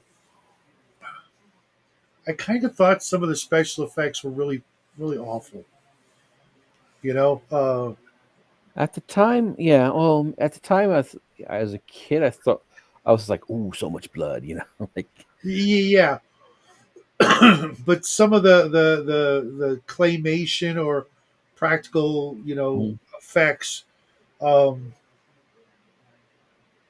dripping and oozing, kind of. Yeah. But you remember where there's like that head that's walking around. It's like a spider. Yeah. It had that same sort of I could look into the eyes of it and know it wasn't real. It's the same way I had the same feeling with Arnold Schwarzenegger's Total Recall when he's at the end and his eyes are bulging out from being outside in the lack of atmosphere on Mars. Yeah, well, the part where he's taking the thing out his nose. Yeah. It was mostly the eyes though. Yeah. It was so I could not suspend my disbelief. I knew that it was fake. Yeah. And it just looked fake to me, and I couldn't try as I might. I just like this. I know this isn't scary or anything other than I'm looking at a bunch of rubber painted or made to look like what it looks like, but I know it's not that, and I couldn't ever break myself from those things with those two movies, and they look so much alike that it's like they had the same special effects guy working on that particular thing. Some of the other stuff, like when the dog was pulling apart, and the other stuff, I'm like, ooh, those sticky strands and stuff. That got me. The fleshy, tearing and body horror was more impactful. Even like I think you said it, when they were doing the chest compressions. Yeah, that got me too.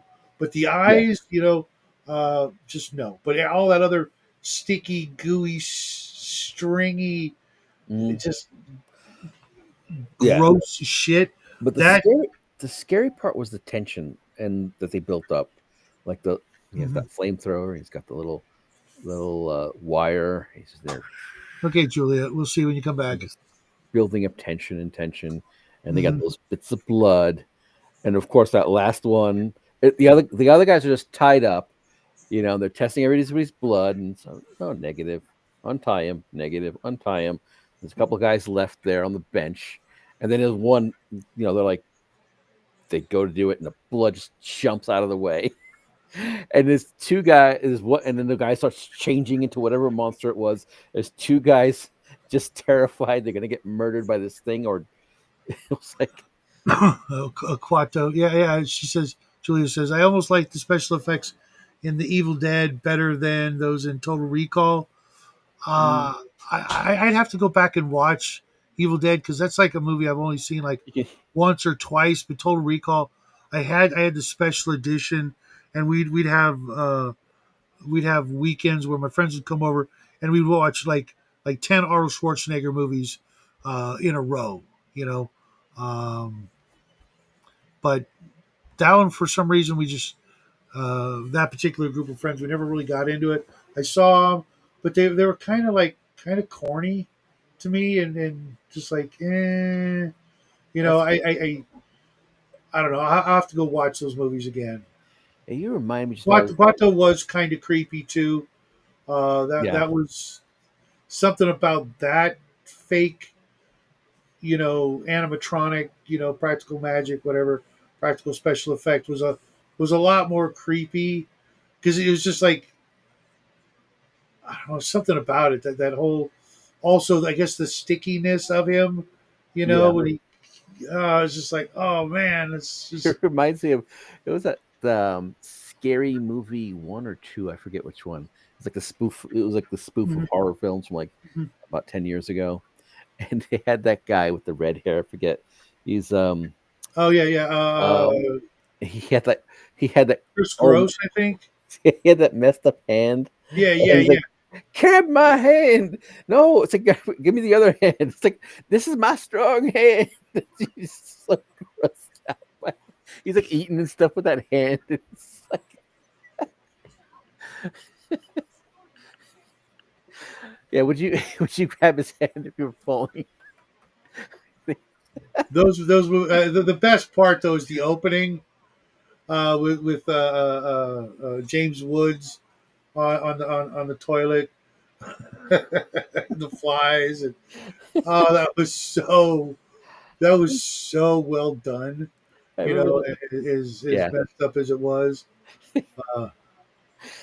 And James Woods, national treasure. Just saying, Yeah. And he agreed to do that. I mean, I could see him, being like, "This is beneath me. I'm doing it." You know what I mean? Yeah.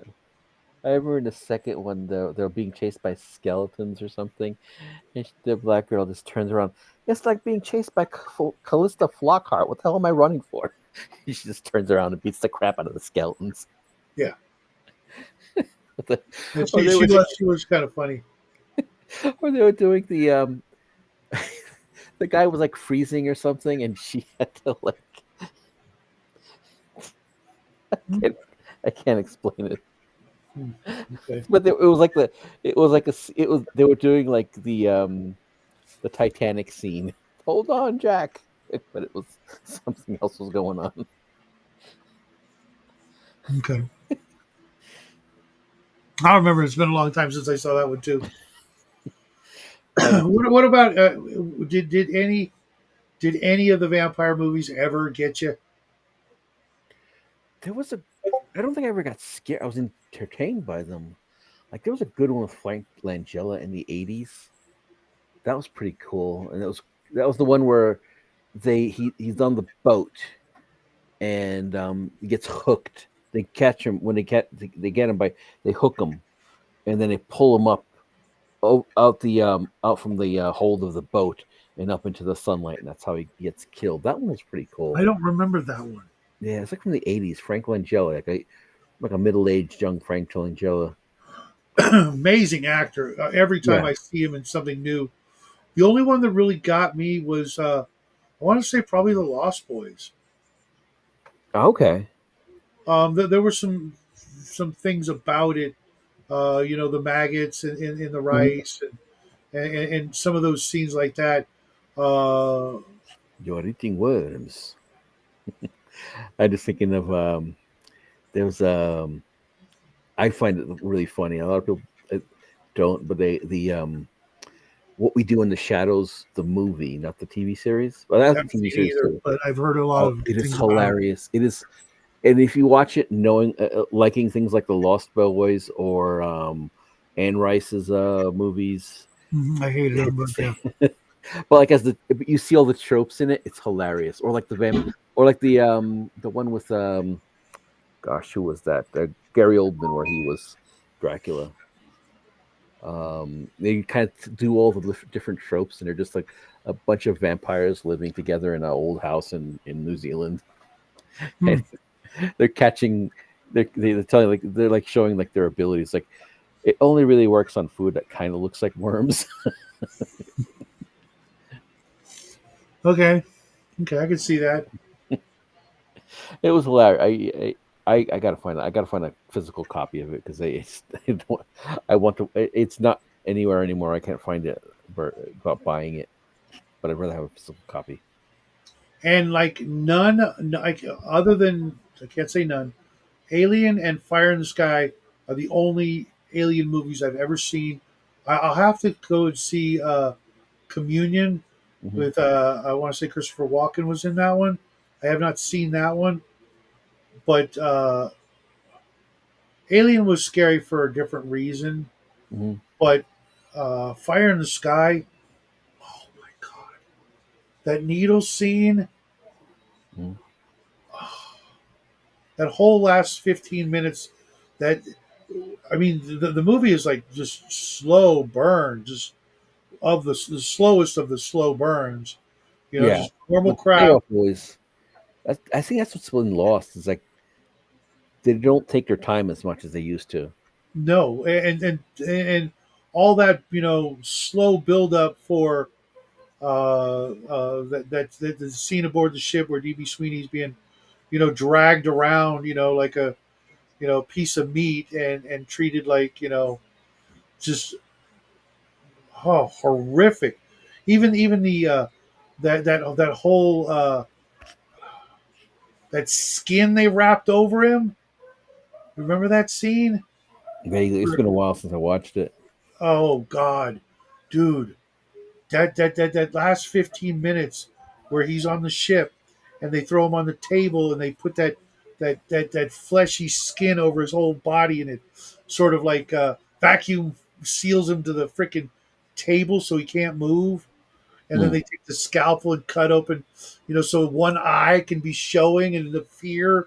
Oh my God, that must have been so hard to film. Yeah, At the same time, and then when the needle comes down, going to go right into the freaking pupil. The first time I saw that, I almost lost it. Just like yeah. Schwarzenegger played Was Mr. that Freeze's supposed to be a true Batman, story? right?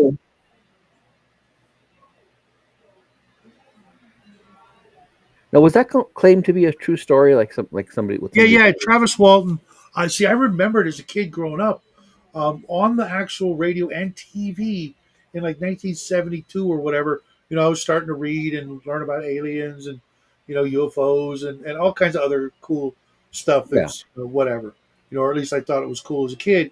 And then this story comes on the radio and the news on like on actual like channel 247 news that this man claims to have been abducted by aliens and taken up into a freaking spaceship for like a week because first he was missing.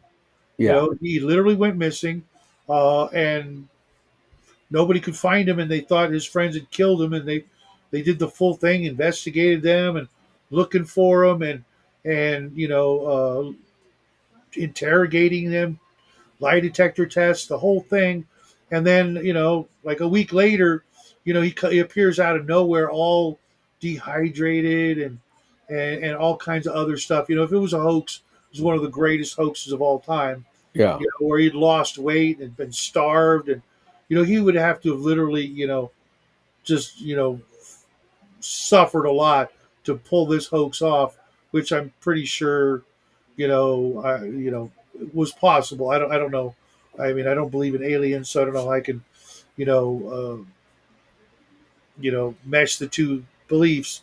But then, Mhm. he shows up and tells everybody, and he, what happened, and they're talking about it on the news. It wasn't just like a one time thing, report on the news and it disappeared. It was, over the course of days, the manhunt, for Yeah. this guy, and all that, and on the radio, and then, growing up, every once in a while he'd come out of the woodwork and tell his story, or his book would come out talking about what happened. And of course, it wasn't as like the movie. I mean, they really vamped it up in the movie to make it, just a horror show. Yeah. I just found the scene on YouTube. And when I've watched him in interviews, he doesn't appear to be lying or making shit up. But I mean, he could have been, any number of things could have really happened to him. He could have just, fell off a cliff and, you Yeah. know, hallucinated it all. I don't know. But Demons. government experiment, any number of things. I don't know. But that movie, if you just, suspend your disbelief and get sucked into it, it's got 15 minutes of the most horrific imagery Hmm. of almost any movie other than Event Horizon, which has just got the most disjointed, peek into hell. If you're, you get the Yeah. stomach for it. That movie, whew, that movie Yeah. is. But I think it has less of an impact. I don't know why. I found it was really creepy, but it was like, there was like, maybe I was just expecting it too much. You knew what was going on,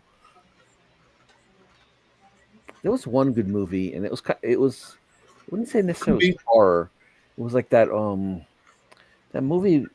Who was it? Was it Cronenberg or one of those guys? Or Carpenter? It was Cronenberg or Carpenter. It was like a church, and like this evil thing was in this vessel, and like it was all like about this, like this church was protecting us from this evil stuff in this vessel. And The Relic. was it that? I think I saw that one. It was like from like, I think it was Carpenter. I'm not sure. Bob Lazar. I don't know. It's really hard. I don't think he's lying, but I don't think it was aliens. Does that work? Because I don't believe in aliens. I think they're demons. And the reason I think they're demons is because um, one reason. I'm not going to tell you all the reasons, but one reason. I know somebody who whose father was, which was our really big investigation, and their conclusion that never really came out was that that's what it was, is that it was a spiritual demonic thing that was happening, not actual aliens from other planets, but religiously. Connection goes off when I start talking about it. But the people from Project Blue Book, their conclusion was that it was supernatural, not extraterrestrial. Here's a movie. Yes, he was Mr. Freeze. I didn't really dig those Batman movies. It was that the George Clooney era. Because I've always hated George Clooney right off the bat. But if it's what I'm thinking, then yeah. Did you ever see Descent? Descent? No. Well, it sounds Well, familiar. it's about some girls who are like mountain climbing, hiking, etc., and they somehow end up in this cave system that's populated by people from like a long lost airplane crash that ended up living in the mountains, and over time they became cannibals. Hmm. But they never left the caves, and they just populated.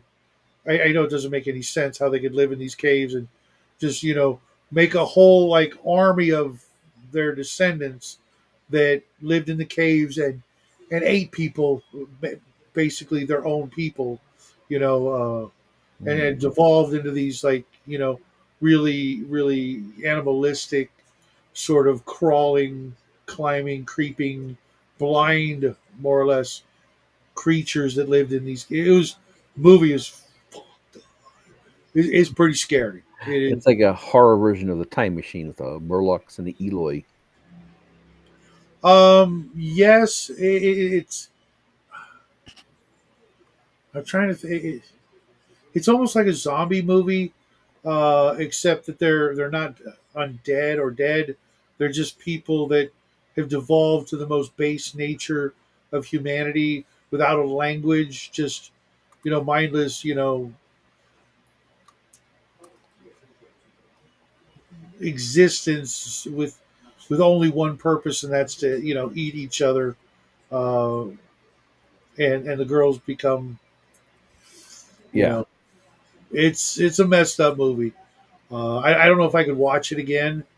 And I'm pretty sure there's sequels to it, which okay, even more no thanks. yeah. Uh, but yeah, that was another. Another one was the Beast Within. That was like an '80s horror film. I don't remember that one at all. Yeah, it was like a young guy, and I guess he just turns into some weird beast. Really remember that one. The there was a lot of stuff in the '80s that just kind of like there was some slasher stuff, and there was like Mhm. other kind of little more B movie end of things that were like which ones? There were like I'm trying to remember because there were like so many kind of odd ones, like the leprechaun, and all that kind of stuff. Like And the first version. Wishmaster, and Yeah. yeah, I couldn't Oh, get into any of that stuff. what was that creepy one? The Gate, where the kids open like a I'm gate pretty to sure I saw hell. that one. I'm pretty sure I saw that one, but I don't remember it. That was pretty cool. I remember like those little clay men, and they kind of like it fell over and turned into a bunch of small ones. It was really creepy. No, I don't remember that. That was like a nightmare fuel for kids because you're like watching it, and it's like other kids opening a gate to hell, as one Okay, does. That's just an average Tuesday where I'm from. Yeah. yeah. There was Let's see what else. Trying to think of something. I can't think of that one with the evil in that church. I don't want to say because I don't think it was called the vessel. It was somebody big that did it. I don't remember who was. I'm pretty okay. Let me ask you this: was there like a big, sort of like something very significant about this like green glow thing? Like I remember in the movie Yeah, it was like Green the was. stuff in yeah. It did Yeah, I know glow the movie green you're talking about. inside, I saw it. and I remember Uh, there was like a priest in it, yeah, and there yeah, was yeah. It like was. It wasn't. It was. Wasn't it like more like a early 2000s movie? I want to say it was like 90, like 1990, perhaps. I could have swore the movie I saw. I'm almost 100% certain I saw it like 2000, 2001. If it's Could the movie be. I'm thinking, because I remember the movie poster had like glass containers or something with like green glow or something in it. But it was a supernatural thing, like an unholy artifact that they were keeping, from doing its thing or something. Yeah, and it had to, like, and they're like kind of discovering what the history of it, and Jesus was kind of, I think, what like in like kept it like trapped it. Uh, okay. Like it was like an alien too. Like it had a very the thing was an alien. I can't think of the name. And it's like a simple name, kind of like the vessel, but it wasn't that. Let's see. I want to say it's 89, but 90 Nightbreed. Look up the relic. See if that's the movie. Oh yeah, the relic. Let's see the relic.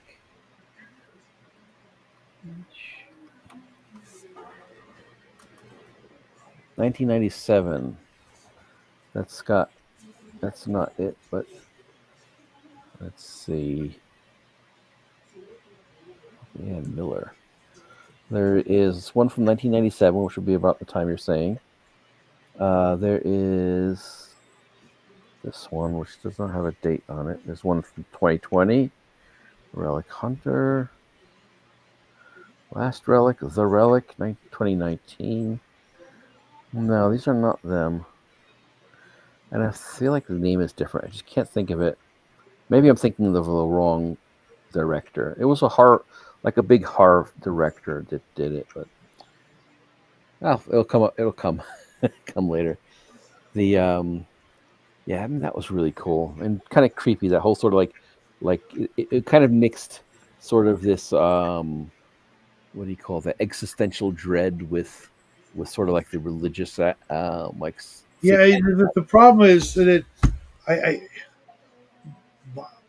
what I remember was seeing a movie like that with a certain person that could have been no earlier than 2000, yeah. maybe 2001, and that movie couldn't be it in '97. It couldn't have been, unless I'm misremembering who I saw the movie with, which also doesn't make any sense because Amityville Horror. I don't know. Maybe It had the priest in Amityville Horror. No, not that. Was it that priest? No, the priest in this priest. No, maybe it was the priest in something else. Gosh, I can't think of the guy. I can't think of it. Oh, I'll move on. The how about those Cronenberg movies? The body horror, the like Videodrome, and that was a good movie. Scanners and Scanner. Those were good. Those were. I actually watched like 2 or 3 of the Scanners movies, less than a year or two ago. I forget the main guy who used to be one of those character actors who'd be in all kinds of things, and he finally got his big break with those movies. Where he did like Scanners 1, 2, 3, 4, 5, 12. I don't remember how many there were, but I watched them and they were so cheesy. Oh my god, they were so cheesy. I mean, he was a wonderful character actor. He's probably a nice guy. Had that, kind of almost like a Clint Eastwood look to him, but he wasn't. He was like your B or D shelf Charlton Heston. Kind of looking tough guy actor. You know, yeah, the guy they get when he's busy. um, and I watched him. I think it was on Pluto. Uh, I wish Pluto would have never changed into the garbage that it turned into, because I was having a lot of fun watching it, and then it changed its whole format, and I'm like, what the, I hate this, Yeah, I used to watch Pluto. Now I'm like, it went from being like YouTube where you could look for stuff to where it was like Facebook and you just got what you got. You know what I mean? It yeah, was because we had the Star Trek channel, the Doctor Who channel, just a whole bunch of goofy channels, the UFO channel, horror channel, whatever, and then it just turned into I don't know. I'll have to go look and see if it's gotten any better. But I yeah. watched like 200 episodes of It used to Doctor be, Who in a row. yeah, it used to be And, my go-to, and then I ended up finding Tubi, and I haven't been back since. oh, okay. The Yeah, because I can't justify paying any attention to Netflix except once Stranger Things Mm-hmm. is over and done. I'll watch that and I'll probably cancel it, or maybe not because Grandma watches her telenovelas and Yeah, it's tough. There's always somebody in the house that wants something. We finally got rid of Netflix, and the app was actually giving us trouble on the Roku. So, but then I found the show that I like on it, which was that evil show. I just don't really have the time to Mm-hmm. to watch like movies like I used to, uh, which is still was pretty infrequent because there's some major gaps in my movie and TV viewing history. Because you know I played a lot of damn role playing games and a lot of other stuff Yeah, instead of sitting in front of TV or going to the theater or whatever.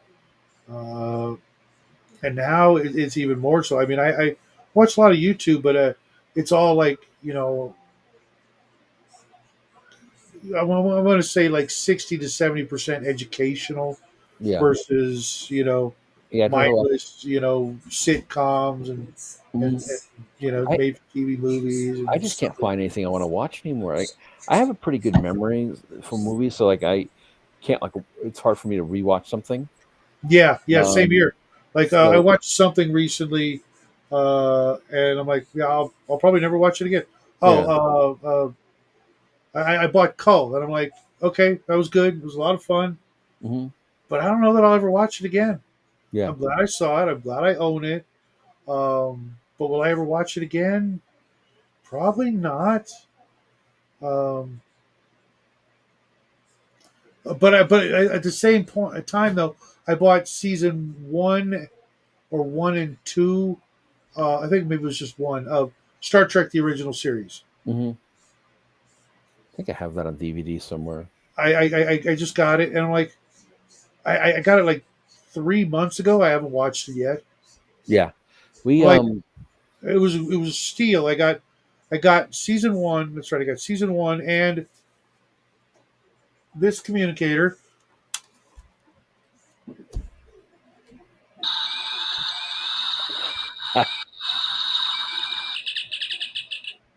That noise alone yeah. You and I should got a next generation you should have tricorder. I need batteries for it. you Uh, should have pulled all that out three. when Bear was on, so put him in a good mood.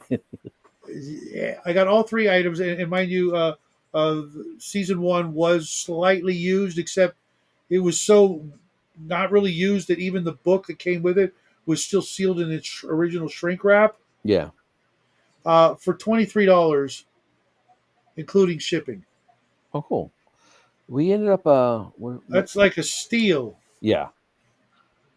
We ended up I think we had HBO Max for a bit.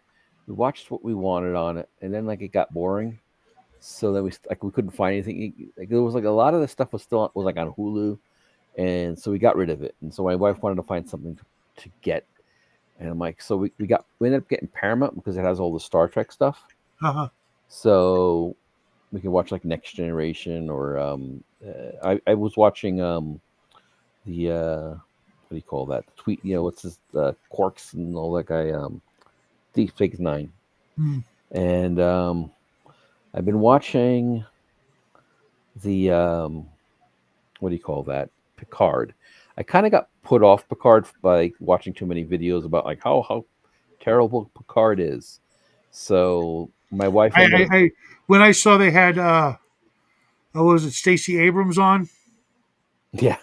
I'm like, I'm never gonna watch this. I will Oh never. I don't care. yeah. Put Oh, a gun to my head. I that will was never watch it. that was Discovery, Star Trek Discovery, the newer one. So Uh, yeah, that was like it takes place a few hundred years after the right. Yeah, it's I'm not. not gonna. Yeah. Yeah, Are and you sure? I could have swore it was. I could have swore it was Picard. no, she was yeah, she was in the Star Trek Discovery, but at least she hasn't been in the other one yet. But I'm pretty sure it was Discovery. She's like the president of the Federation. Yeah, yeah, yeah. Yeah, And yeah, Julia, there's a couple of people out there that can teach you, micro expressions and body language, and to tell if what to look for when people are lying. I used to do it as part of my profession. Um, I don't think he's lying about 90% of the stuff he said, but I can't explain what he saw if he's not lying. well, he Yeah, believes it. Arnold looked good as Mr. Freeze, but I just didn't like George Clooney as Batman. Evil in the Church, End of Days with Arnold. That was interesting. Oh yeah, I remember that one. That was more of an action She was born in film. '78. Okay, I was born in '67. Cal's a little older than me. George is a little. Yeah, Pluto is like a free. It's like a network of channels on the internet. Kind of a lot of our TVs or smart TVs come with it. You just you plug it in and you can just start watching what's on Pluto for free. Um, Yeah, I think we oh, got it. Nerdy's back. Hey, what's up, Nerdy? Pluto is free, I think. Streaming service. You need to get like a Fire Stick or something. Like I said, some Yeah, we got a some new Roku. smart TVs have it built in.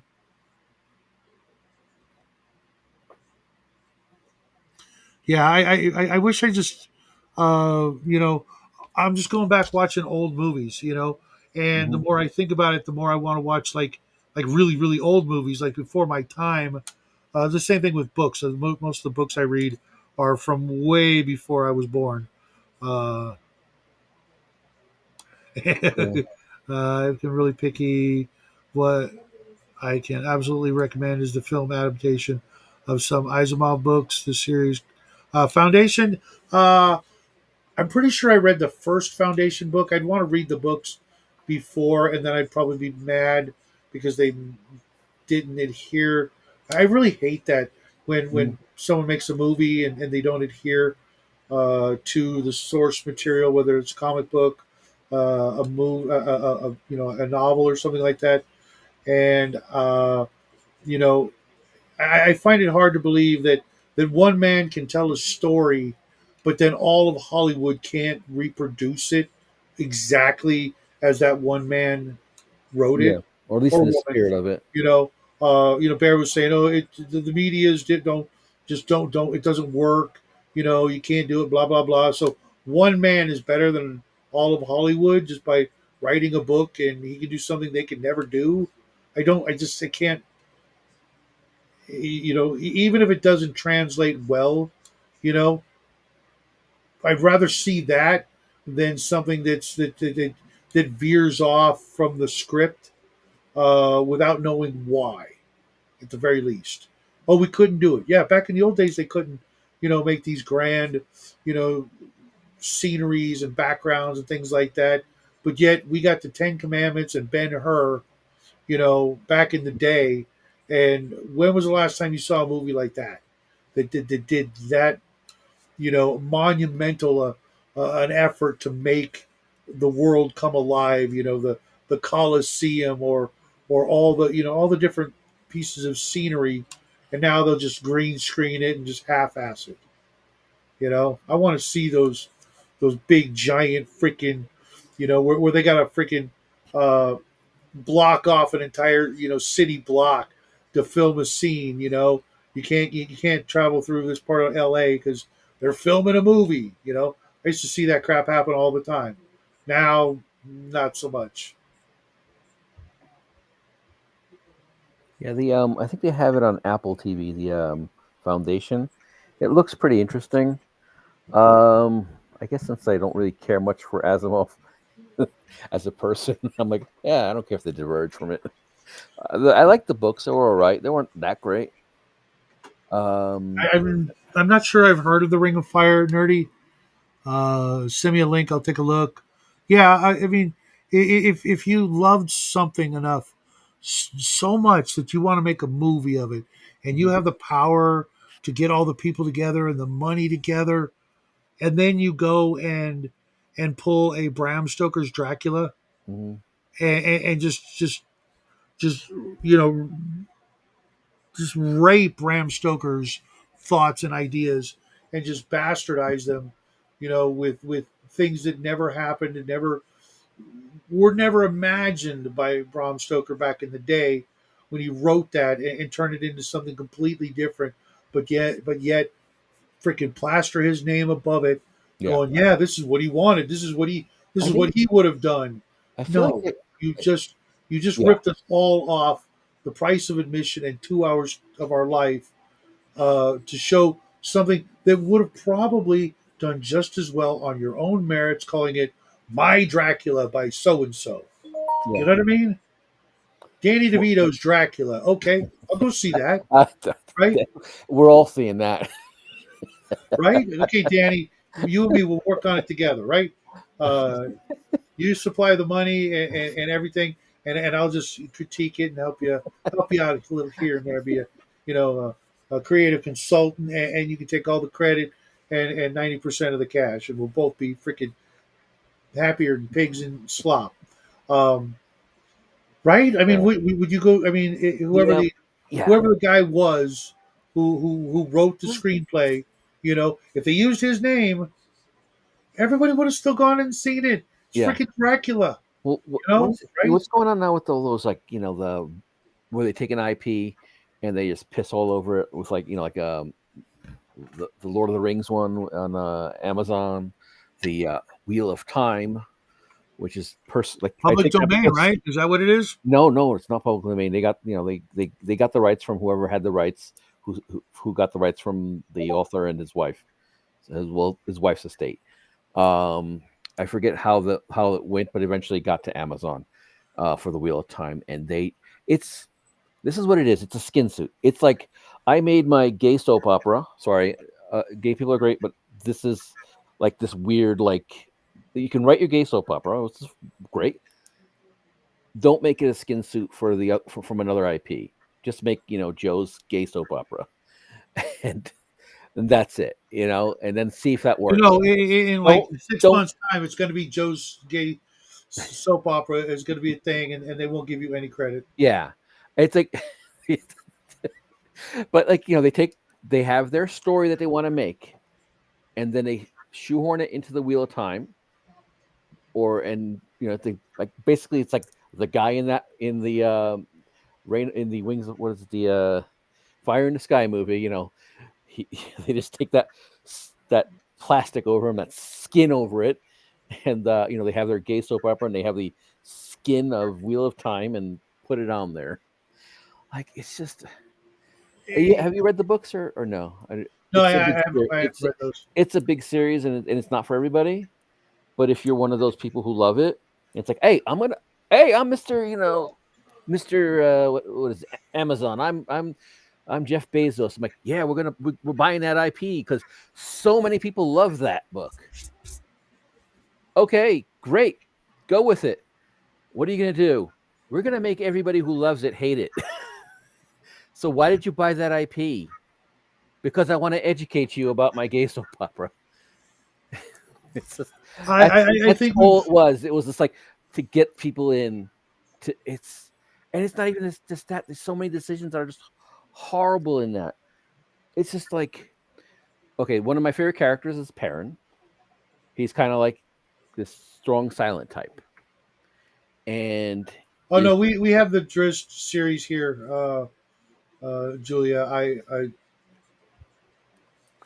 And he's like, later on, there's kind of a love story, and it's kind of like based on the author's love life personally. Like, I guess he's probably had a little ups and downs with his wife, and they butt heads a lot.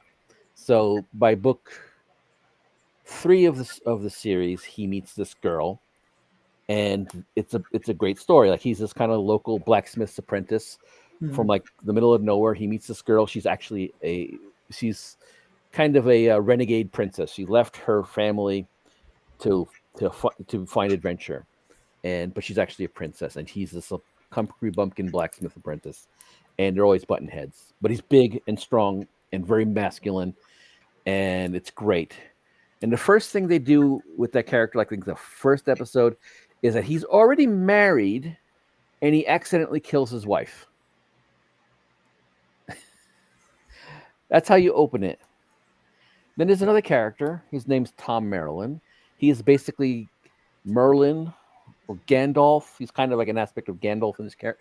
Like, if you think of like an analog, he is like the mentor of these boys that are from this village, and he's a mentor that's sort of keeping them safe. One, because there are other people trying to manipulate the kids, but they're also trying to help them as well.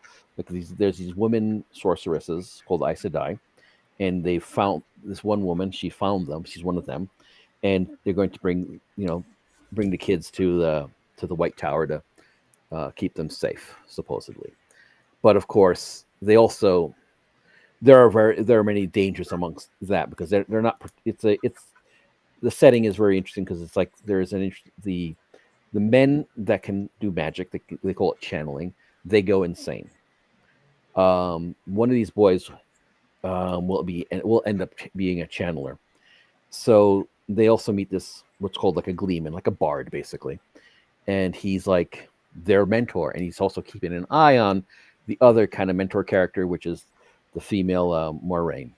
So they make him basically like a terrible, like, confidence trickster, loser, trying to steal money from the kids, when they meet him. like meanwhile, like in the books, he's like saving them, helping them, teaching them how to like how to make money as a bard and things like that. And it's just like they take like they'll just piss on whatever like you want to love. Oh, you love Tom Maryland? He's your favorite character? Yeah, he's a piece of shit. You know.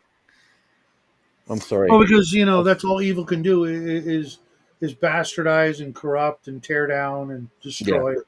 They can't do anything good. I think we're, it's another sign we're in the end times because they can't make any new stories because we're done. We've seen them all. We've heard them all. We've read them all. We've written them all.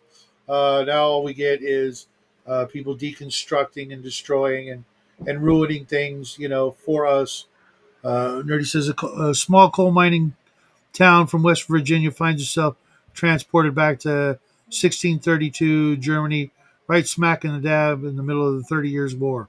Yes, yeah, a lot of us, our friends talk about these books, but I've never even seen them or heard about them except through guys like you, Nerdy, and somebody else. I've mentioned it. I think I haven't read. I started reading it, and I got to read it.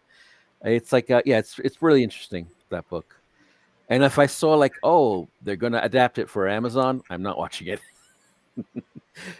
It's like so sad. You want like, I want my favorite author to maybe get a little payday because like he's gonna sell the rights to Amazon. But now I don't. Like 20. Oh, there's only 26 books in the series. Okay, right after I'm done reading Gore or Tarzan, I'll jump right on that. I'm probably not going to read that many books of Gore. I've read we should do 2.5, and I'm kind of. I don't need to know anymore. I get it. We should do 1632 for book club. Yeah, we're going to start with Gilgamesh and hit like more of the classics. And if we, I can't even believe I want to do that, because that's how run out of good classics, or classic fantasy. I'm going back, having to go back to Gilgamesh and Charlemagne, things I never actually read. I read Gilgamesh, but I'm having to go back all the way to, prehistoric times to find good freaking fiction, fantasy, Ugg slew Ugg, and there was much rejoicing. What was I going to say? I remember watching this crazy video. It reminds me, kind of like going back to old books. That was like trying to figure in English how much, like who could read. Like at a certain point when the printing press first came out, you could literally read every book printed in English. Mm-hmm. You could have read it, and it's like how long till like it's impossible. It was actually a few hundred years you can go. People could go and have read every book printed in the English language. Yeah, but I mean, do you really want to read all the technical manuals and the how-to books of the 1800s? I mean, they were popular. You'd be surprised. Oh, I'm certain of that. Now I remember like what was it like when I forget what it was. Like listening about the history of something, and it was like this like great scientist like had his master work out there, but he made it by like selling copies of like a book that was like so mundane, like about worms or something. I forget what it was. It was one of those weird little instances. I guess for them, reading a book was, almost. Oh yeah. There's so many great stories still out there that I haven't read, but I almost don't want to share them. I got to that point where it's like, if I help make this great book, get noticed, someone like Stephen Colbert is going to come along thinking that he wants to, produce the Nine Princes in Amber, and I'm going to have to hunt him down and kill him.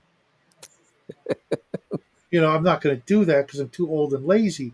But I will definitely write him a sternly, written email telling him to not F it up because the ghost of Rogers Lasney will come back and haunt him and make his life miserable because those were fantastic books. And I don't want to see it modernized in any way, shape, or form. It was perfect the way it was. It doesn't need to be, what do they call it?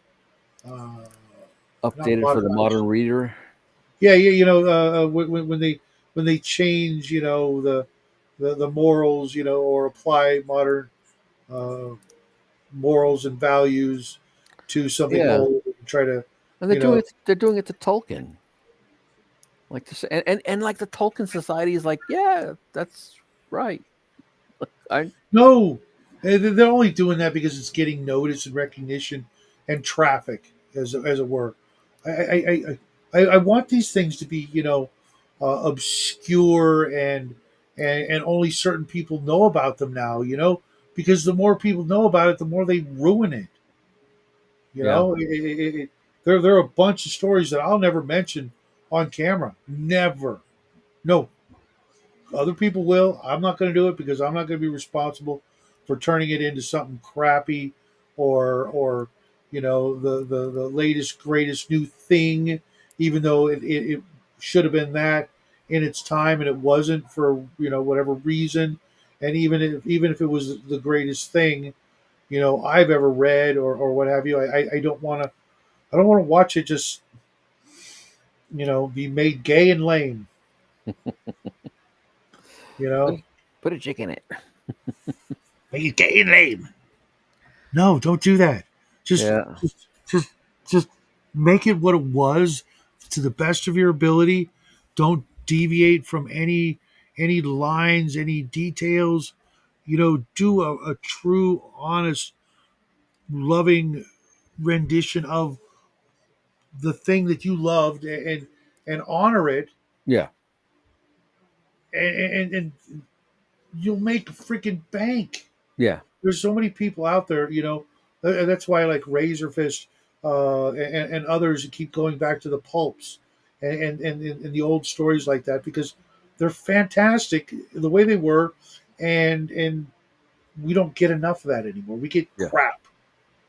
yeah. Like Star Trek, they did it too as well. Like the whole Discovery thing, but also like like a Uh, show like the Orville, like the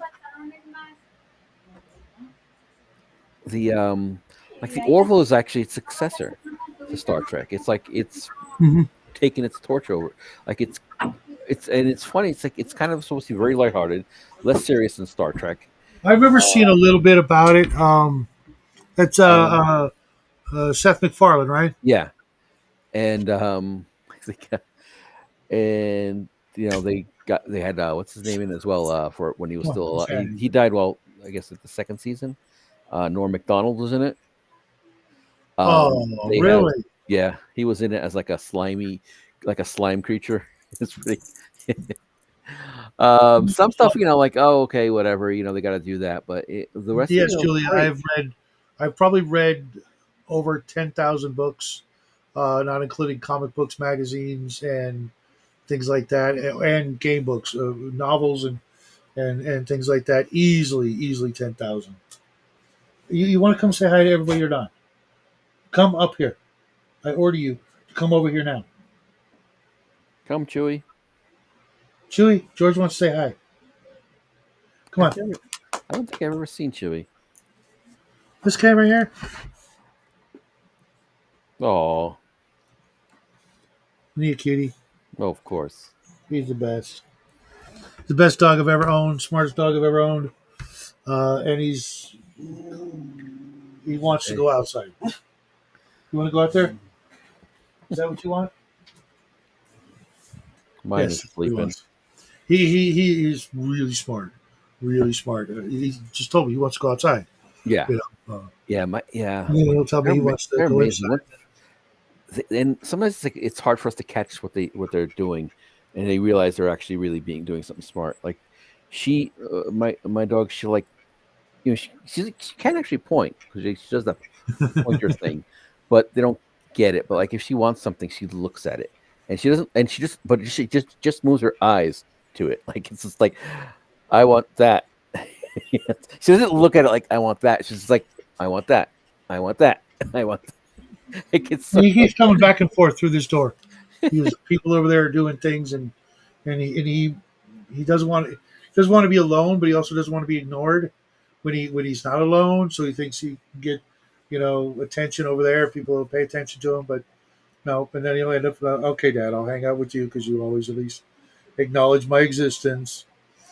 Poor guy. He's awesome though. Normally he follows me around all day long. Mine follows my what? Everywhere except the bathroom, because that's where the bathtub is, and he hates the bathtub. Mm. Mine is he even knows that word. If we say bath, he's unless it's after dark, and he knows he never gets a bath after dark because it's colder, and he'll be colder because he's not smart enough to stay under a blanket or a towel or something until he dries off. He'll just sit on the tile floor just shivering. So we don't do that. And so he knows if I say it like now, he won't run. But if I first thing in the morning and say, let's do the thing, I won't see him for the rest of the day. Oh. Yeah, he hates them so much. I don't know why, but it's about that time. He's getting one, whether he likes it or not. Yeah. All right. I think it's getting a little late for me. I'm probably I was gonna keep you here till 9:30 my time, but I do have church in the morning, and if you're feeling it, I get it. My eyes getting a little strained here. No problem. Thanks for doing this. Next week, I don't know what we're doing. I know we're not doing a paint and stream Thursday because I'm in Nerdy's game. But that's okay because that also, if we do it every other week like that, it lets Bo come in and paint with us and talk, prepping and survival stuff. So and Omen's not going to be back until around Thanksgiving. Okay. So I'm not sure that we'll do. We'll try to do this every Saturday until we get back to our game. Yeah, but this is fun. and it's more absolutely. And if you got a topic, I can always we can come up with something. I know you're doing the Atlanta stuff, but I think you probably want to do that for your videos. I don't know if we're going to do that again Wednesday. I was almost tempted to do it tonight, but when I saw earlier how our friend was, the kind of mood he was in, I'm like, let's wait until we get, that taken care of and stuff. But thanks, man. This is fun. Yeah. And I'll talk to you tomorrow. The next day. Yeah. Julia, Nerdy, Cal. I don't know who else showed up tonight. Cinder showed up, and some other folks. Cody was on earlier. Cody was on. Cody's a great guy. You guys should go check out his channel. Nerdy's got a channel, but I don't know that he does much. Nerdy Ogre. Julia, I'm glad you're feeling better and you decided to join us. This is a lot of fun. She said something earlier. I think animals are one of the most beautiful things that make life pleasant and worth living. I love animals. Me too. Me too. It was great to see you too. Cal, I will see you tomorrow unless I'll still be there. But if we can't get either Armstrong or Omen, then we'll only have two people, and two people is not enough for a game. So we'll just chill and hang out unless you want to, do something else with your wife or you got other stuff. But I can't feel great about running a game with only two people. It just feels weird and incomplete. And everybody else out there, hey, what's up? Off Grid. I don't know if you were hanging out here this whole time, but hopefully I'll see you tomorrow. Hopefully Armstrong will show up. We'll have a game. Everybody else out there, have a great rest of your weekend. And until I see you guys all next time. Great.